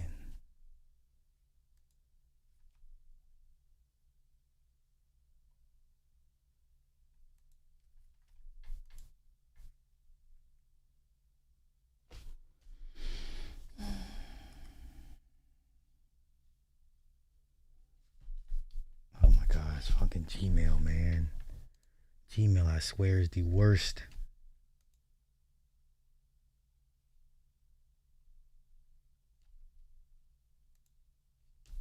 Okay, there we go.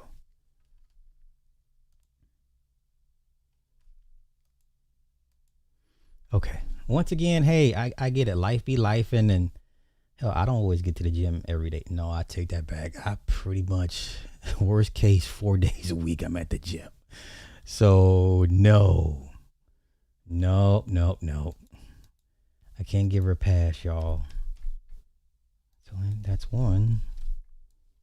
And that's 2. All right. Let's check out these rhino legs. Rhino legs. And then we're going to go over some box office numbers. Then we're going to get up out of here. Yeah? Okay. Let's go here. Where are they at? Okay. Let's go here. Once again, some of you guys, will like this stuff. This is right up some of y'all's alleys. I get it. I'm not a hater. I just, if I'm going to do a big leg woman, she's going to have some muscles.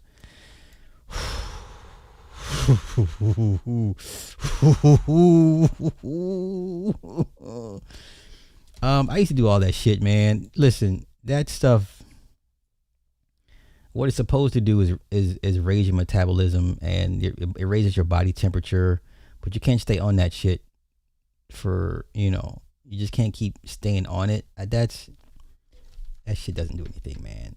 Either you're building a ton of muscle using hormones and peptides, or you're not. So, no. Been there, done that, man. I wouldn't waste my money. Cool.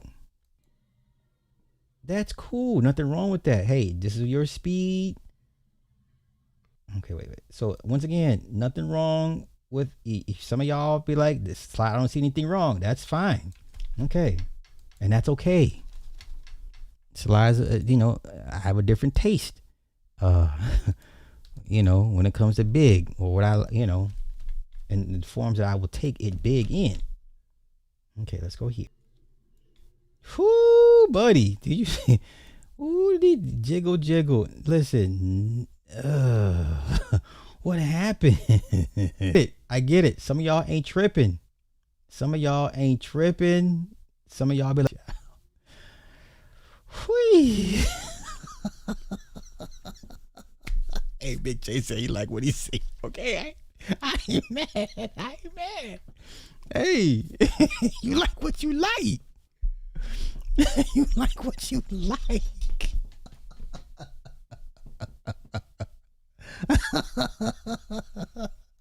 Hey, there's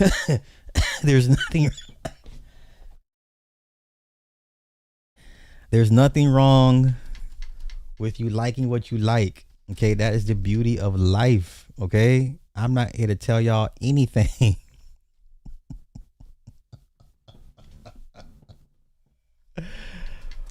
Let me hop on my IG. Now, once again, my preference is not a lot of guys' preference. I frequent different circles. Let me see what pops up on my feed. Let me take a look real quick. Hold up. Let me see what's on my feed right now. Let me see.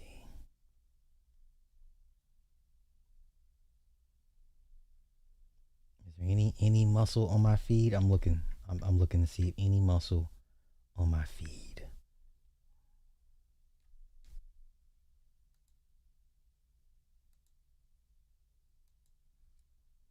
Hey, real quick, we got Superman's Man of Tomorrow, some set leaks. This shit looks like trash. This man looks like Buzz Lightyear, y'all.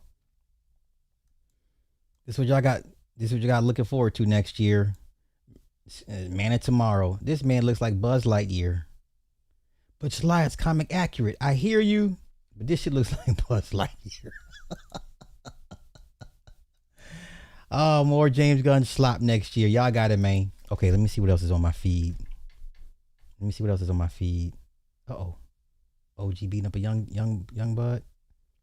Oh, wait, what'd he do? I had a force on it that I want to hit you with.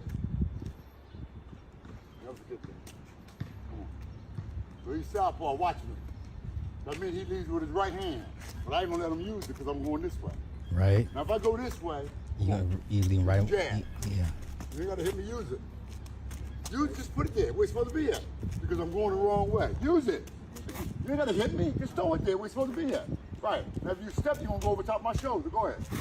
Do it again. Come on, don't stop. Do it. Throw the punch. Do it again. Do it. Push it twice. bam, bam, we're gonna push it twice. Push it. That's full job. Stop. That ain't nothing. Push it. Push it. That's how I gotta do it. Come on, push it on my shoulder. Right, you're trying to hit all of it. Just stop. Stop. Yeah. That's all your jab. Stop. Stop. Give me your hand. That's not all your jab. Here. You're trying to keep them off you. Move. Here. One at a time. Good jab. Stop jumping. Do it again. Stop jumping. This one go first. If you're just gonna do that. This one goes with this one when you want to do that. So make it a good jab. Always a good jab. All of it. Okay, OG. Shout out to OG. Who's ever mean ass grandpa this is. Just dropped, finally. Do I have any muscle on my feed? Uh-oh. Congratulations. Jasmine Cashmere became one of the she got inducted into the 2026 Hall of Fame. Okay, let's see. Any muscle? Uh-oh, calling yourself the baddest man on the planet from across the street. Who does that? He said, then cross the street. Yeah, he don't want no parts of Francis, man. Why he keep talking shit? See him right there. He's standing up with his arms. What do you want to say to John Jones, who is here watching you fight? Well, as I said before, John Jones is a great fighter, probably the best that have ever done the MMA. Don't be nice. But I think in terms of business, he still have something to learn, and he should be watching what I'm doing and learn. And then if he get it now, he should be able to figure it out and come we make this fight, because this fight can happen before we retire. Man.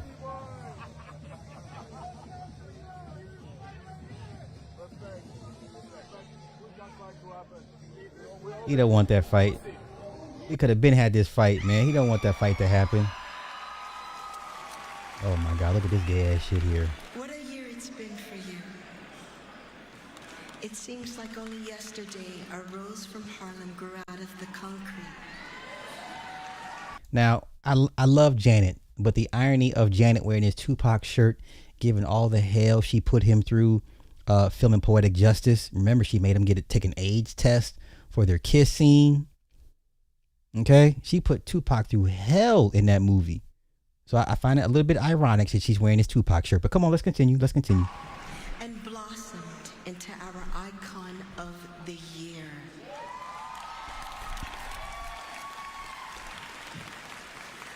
What you crying for, bitch? You really ain't done nothing. Oh, this bitch is crying for real? Tiana Taylor. I'm good.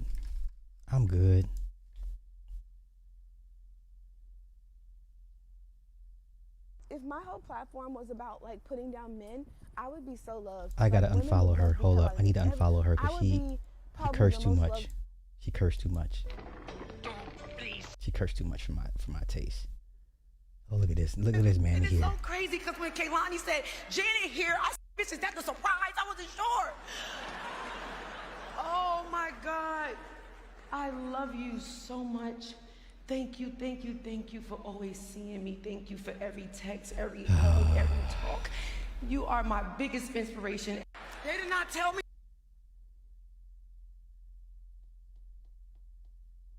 Jeez. This is what the BET awards have been reduced down to.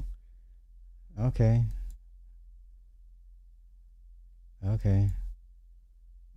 Let's continue. Uh-oh.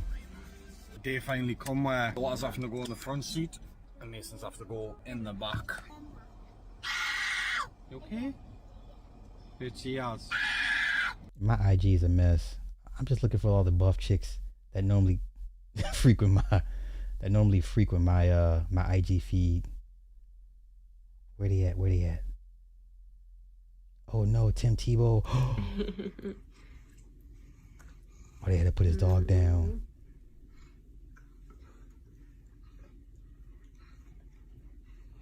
Oh no, I'm sorry, Tim Tebow. Oh, that's terrible. Had to put old Yeller down. I don't give a fuck about no goddamn dogs. I'm a cat guy. Woo! Shit! Woo! Throwing those kicks. Oh,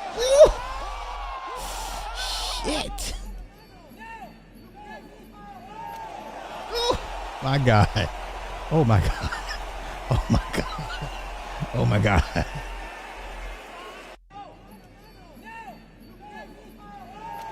Oh, he ate one too. He ate a good shot. Incredible. How are you feeling after that fight? I'm feeling great. It's my second fight after 6 months not fighting. That's a But couple I feel stitches great right there. because what I promised, fine, I've not do it, but I've tried my best to do it. This is the reason why I'm here. And I could like to say, last time, I'm sorry if the most important person, if you have told him to turn on the TV, I'm really sorry, Mama. Okay. There's Janet. Looking good. Looking beautiful. Okay. Normally, I would have a bunch of buff chick. Okay. That's not. Normally, with some big old legs. Oh, no. Oh, no. Oh, no. What is this? No fighting. No fighting. Ben Whitaker did that. He won last night. Okay. Okay. All right. Normally, I would have some jack chicks on my IG feed, which is not today, man. Not today. I don't know why. What's going on? Where all the bodybuilders at? Where they all at? Oh, there we go. There. Daria Plus. Okay, we got one. We got one. We got one. We got a Russian. She's Russian.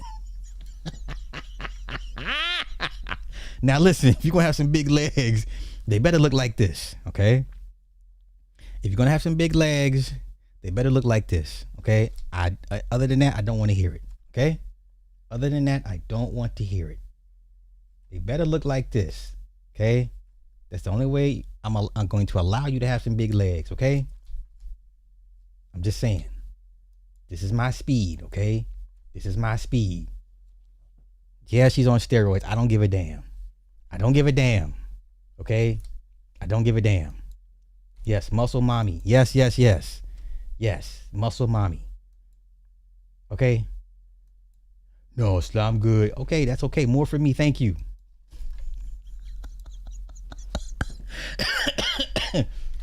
Bruh, normally, yeah, I don't know where they all at. They done said, nah, not today, Sly. I'm like, okay. They said, not today. All right, I'm gonna get out of here, man, because I'm gonna get out of here.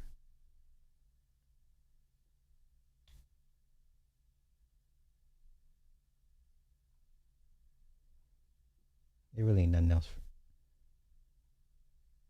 Yeah, I'm gonna go and get up out of here. Okay, anything else? What the fuck? I'm good. What is this? Nope.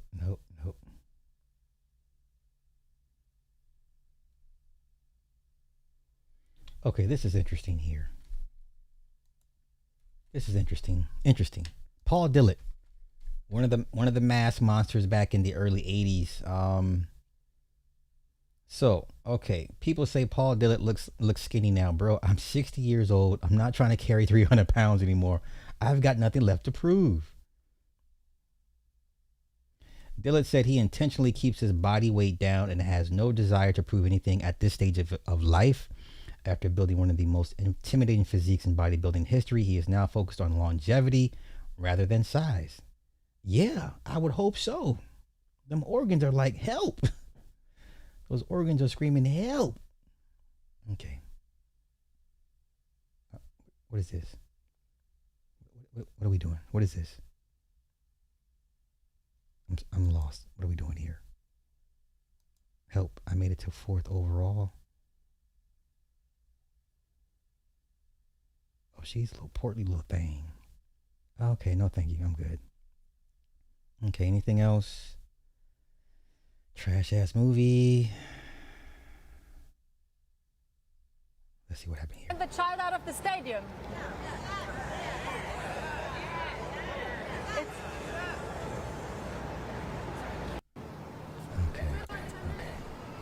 It's a child. Do you want me to send the child out of the stadium? Oh, okay, I remember this. Okay. Uh-oh, somebody getting beat up. Can't show that. Uh-oh, my twins regressed into autism. Oh, no. Uh-oh. They were completely nonverbal. They would only eat 2 to 3 foods. Oh, no. They used to eat everything. I enrolled them in speech therapy. Okay. They didn't make progress, just increased hours. Now I tried supplements and a diet, but still no speech. It forced me to dig deeper. We started actually treating and healing the gut. Okay, shout out to Form Runner. More gut-based therapies. Okay, cool. This chick here, this white woman's funny as hell. I've been seeing this all day.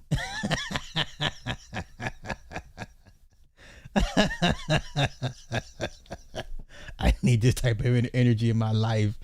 This is too funny. Uh-oh.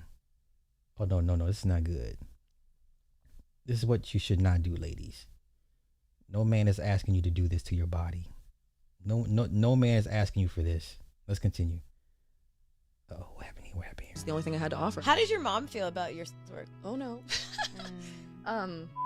I've been in work since I was 20. I knew I was good at f***ing. I'll tell you that. 20 was stripper years. Took a break, became a mom, and then did like sugaring. I'd done like kind of like all forms, and then I had just gotten out of this like terrible relationship, and then I was at my lowest, and I needed to pay rent in 4 days. Because you know how like some men go into the military? It was like my last option. And I joined then that was it. So that was the military. So that was like another big resentment that came from me towards my mother. Was just like, we could be depressed and not do anything else with our life, but we got to get a man. There's a level of mothering I need from my mom that I don't think I'll ever get. Oh no.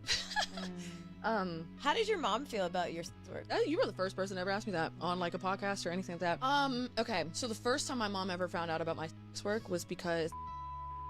Interesting. Oh no, who is this? I don't know. Mom, what were you like in the 90s? Oh no. No, thank you. We're good.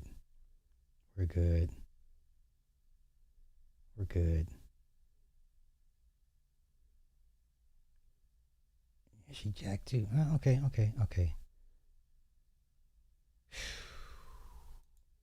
Nigga.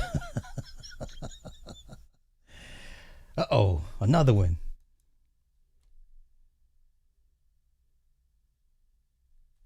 Jeez. Yeah, she's got it. Once again, the only way I'm gonna allow you to have big legs is if they look like this. Okay? That's it, that's all. Sorry, not sorry. Alright, I'm just trolling at this point. Let me get up out of here, y'all. Alright, I've been on for 2.5 hours running my mouth about nothing. I'm out. Until next time, y'all enjoy the rest of y'all's night. Wait, what's today? Sunday? Tomorrow's Monday. Okay. Tomorrow, me and Fatal Jake, we're gonna talk about Supergirl, and we're just gonna talk shit. So my timeline's a mess, man. It's pretty tame right now, but normally like anytime I open it up, it's just a whole bunch of nonsense. I just be like, what the fuck is this? Like, why is my timeline like this? Why are you like this timeline? Let me see what else pops up. Let's go here. Paying tribute to Lauryn Hill. Oh, shoot.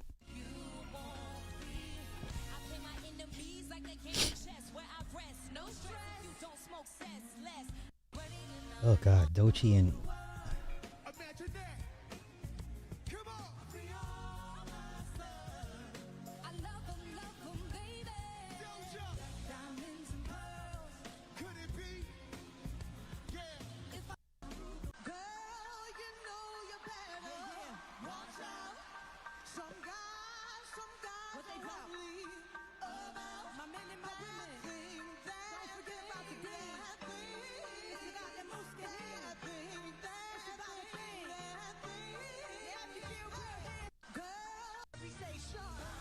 Hey!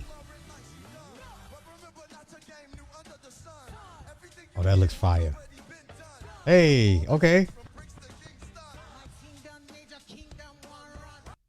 Go ahead, Dana. Okay, Dana that came back on these bitches. I love to see it. Dana came back on these hoes to remind them. Oh, no.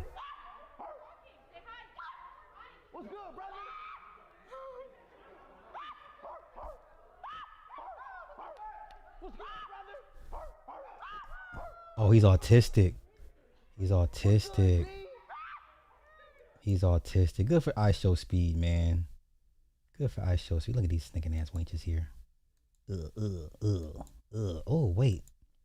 Look at all that. Y'all see that down there? That's BBL, man. It's getting away from her. That looks nasty. Yo, okay, let's go take a look. I appreciate that. Thank you. Let's go take a look. We'll go take a look. Right now, we're just going through my timeline. It's disgusting.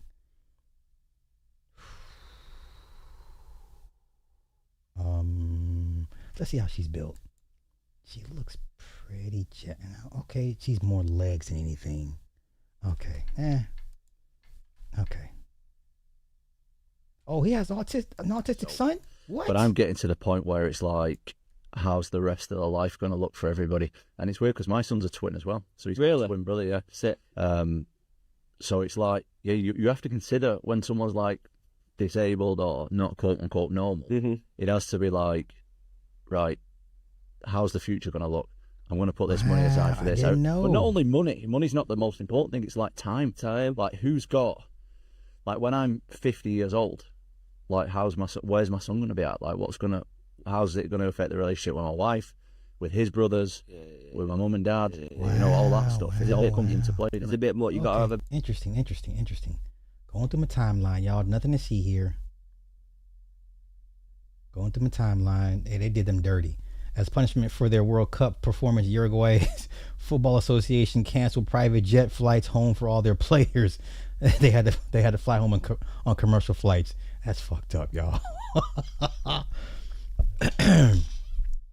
Uruguay failed to win a match in Group H, drawing against Saudi Arabia and Cape Verde before losing 1-0 to Spain in their final game. The early elimination was seen as a major disappointment for a nation with such a deep football history. The decision meant players and staff were left to arrange their own commercial flights instead of returning together as a squad, a move many viewed as both symbolic and punitive. Reports described it as a direct reaction to one of the most embarrassing World Cup campaigns in the country's modern history, reflecting just how high expectations were for the team going into the tournament. That ain't right, man. That ain't right. That ain't right. Look at here, Uruguayan here. I agree they don't deserve the comfort they have provided given their performance. However, this is a given in top-level sports. It's a dumb move on the association in my view. Okay, treat your players like shit and they'll play like shit. This reminds me of that saying, the beatings will continue until morale improves. That ain't right, man. That's not cool.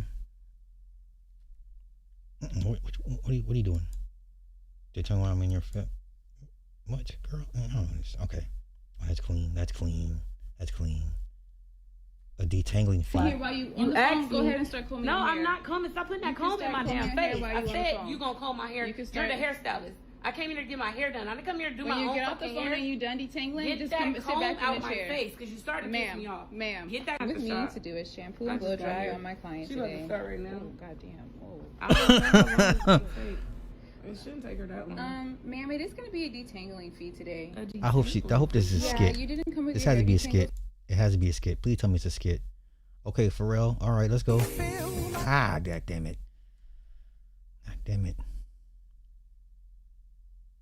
I love these little cat videos when they're driving. That's too funny. Okay, things I didn't know that were signs of autism. He didn't play with toys appropriately. Okay, interesting. He should be making faces, exploring himself. Okay, interesting. His ears. Lights bothered his eyes, eye stems.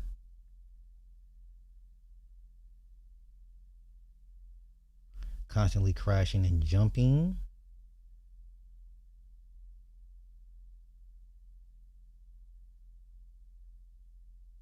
What else? Poor motor skills.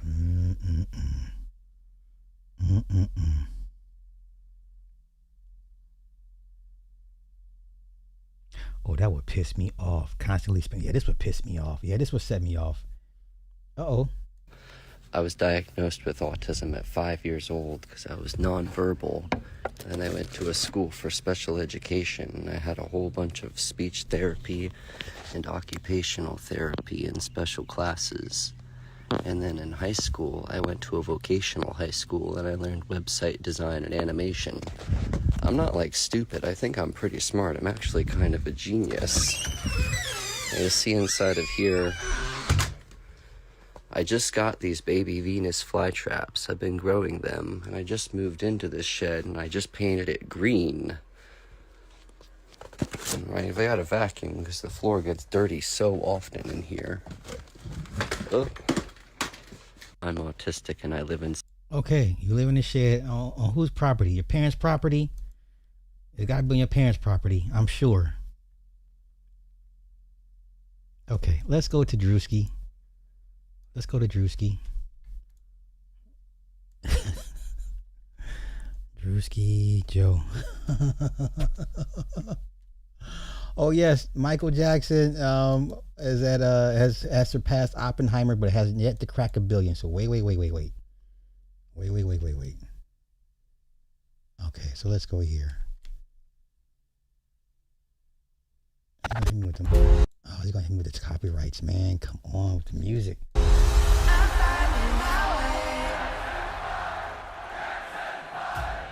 Every legend starts with a dream.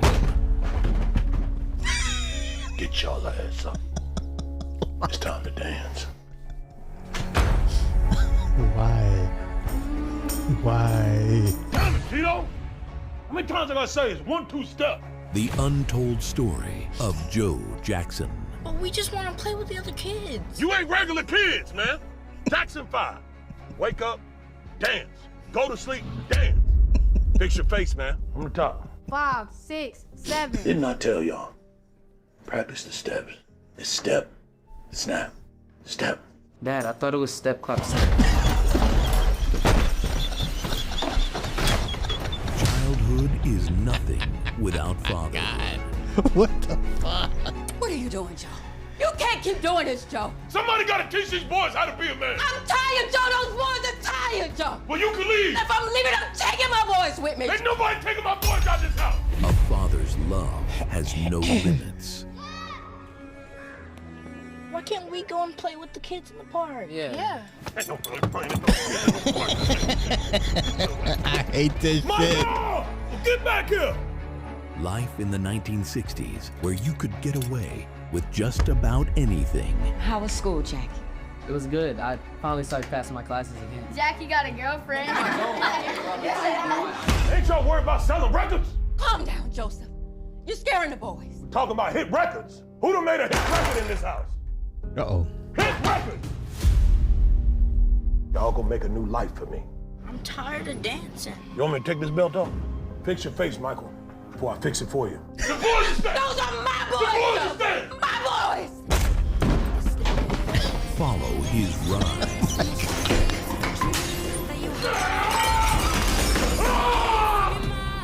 Understand his genius. Get back in here. It's time for rehearsals. Experience his greatness. Y'all gonna arrest me for doing my job? Okay, so y'all trying to take old Joe out the house for whipping my boy's ass. It's showtime. Woo! I gave y'all all I got. Joe. Joe, can we get ice cream after this? Coming to theaters this fall. I hate y'all for this. I hate y'all for this. Why?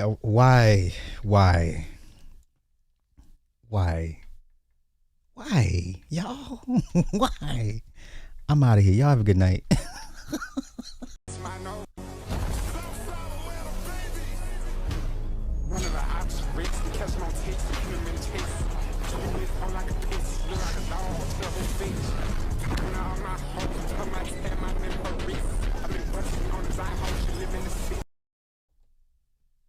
Oh shit. What happened? Wait. Hold up, y'all. Hold up. Why does it always do this? Why? There we go. Wait, real quick. Okay.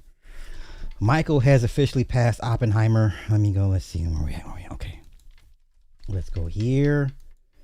So Michael's about $2 million over. Oppenheimer was $975. So we're about $23 million away from Michael hitting $1 billion, which should. Oh shit! Let me get this out the way. It should. Let me. There we go. 977. That's where we're at with Michael. Matter of fact, let's go over some box office numbers. Okay. Supergirl is officially coming in at $38 million.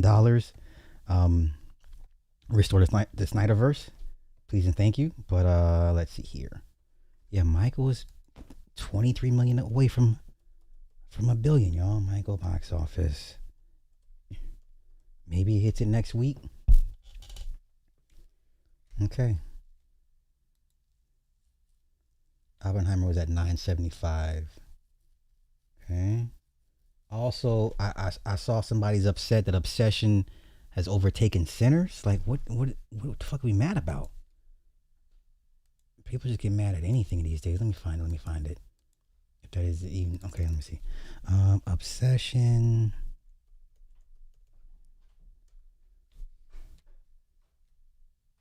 Okay, so they're saying here's what's being said. Obsession has grossed over 370 million worldwide. It will surpass Sinners tomorrow to become the highest grossing live action original film of the 2020s. Okay. Now, please don't ask me which is a better film, because if I say what I'm going to say, you're going to get upset.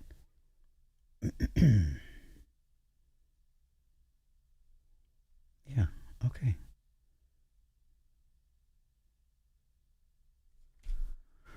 Let's see. Highest grossing rated R films. Yes. So that list is always changing now. Highest grossing. Oh, come on.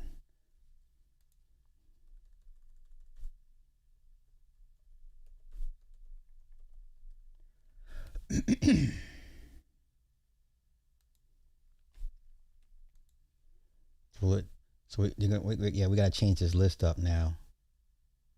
Let's see, how accurate is this? This was as of June 28. As of June 28. As of June 28. Okay. I believe this is domestically. Okay, these are domestic numbers. Deadpool, Wolverine, no one's touching this ever. No one's going to ever touch this. The next big one is Passion of the Christ at 370. First Deadpool was 363. Okay. Joker 335. Oppenheimer 330. Oppenheimer 330. These are domestic, y'all. Domestic, not international. Just domestic here in the Americas. Okay, Matrix Reloaded. Sinners. There's Sinners at 279. This is domestic. Okay. Here's Obsession. 233. 233. Sinners is at 279. I don't think Obsession catches Sinners. So basically 280. You're looking at like $47 million separating these two. Roughly $47 million. I don't think it's gonna catch them. It might though. I don't know. Let me go through now. Okay, it might. Where's Obsession at right now? It's still making $3,300 a theater. So last week it made $10 million. You know, it just might. It made $10 million last weekend. It just might. We're talking 40, 50 million separating these two. I don't know.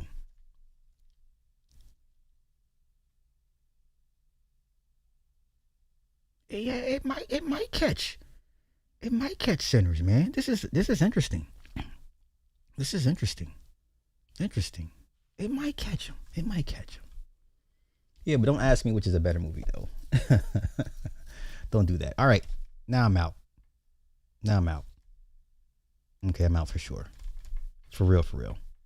Have a good night. Oh wait, my thing didn't it didn't come through. Oh man. Let me go find my outro thing. God damn it. Let me find my outro thing so I can do a proper outro. Where is it? Scenes. All right.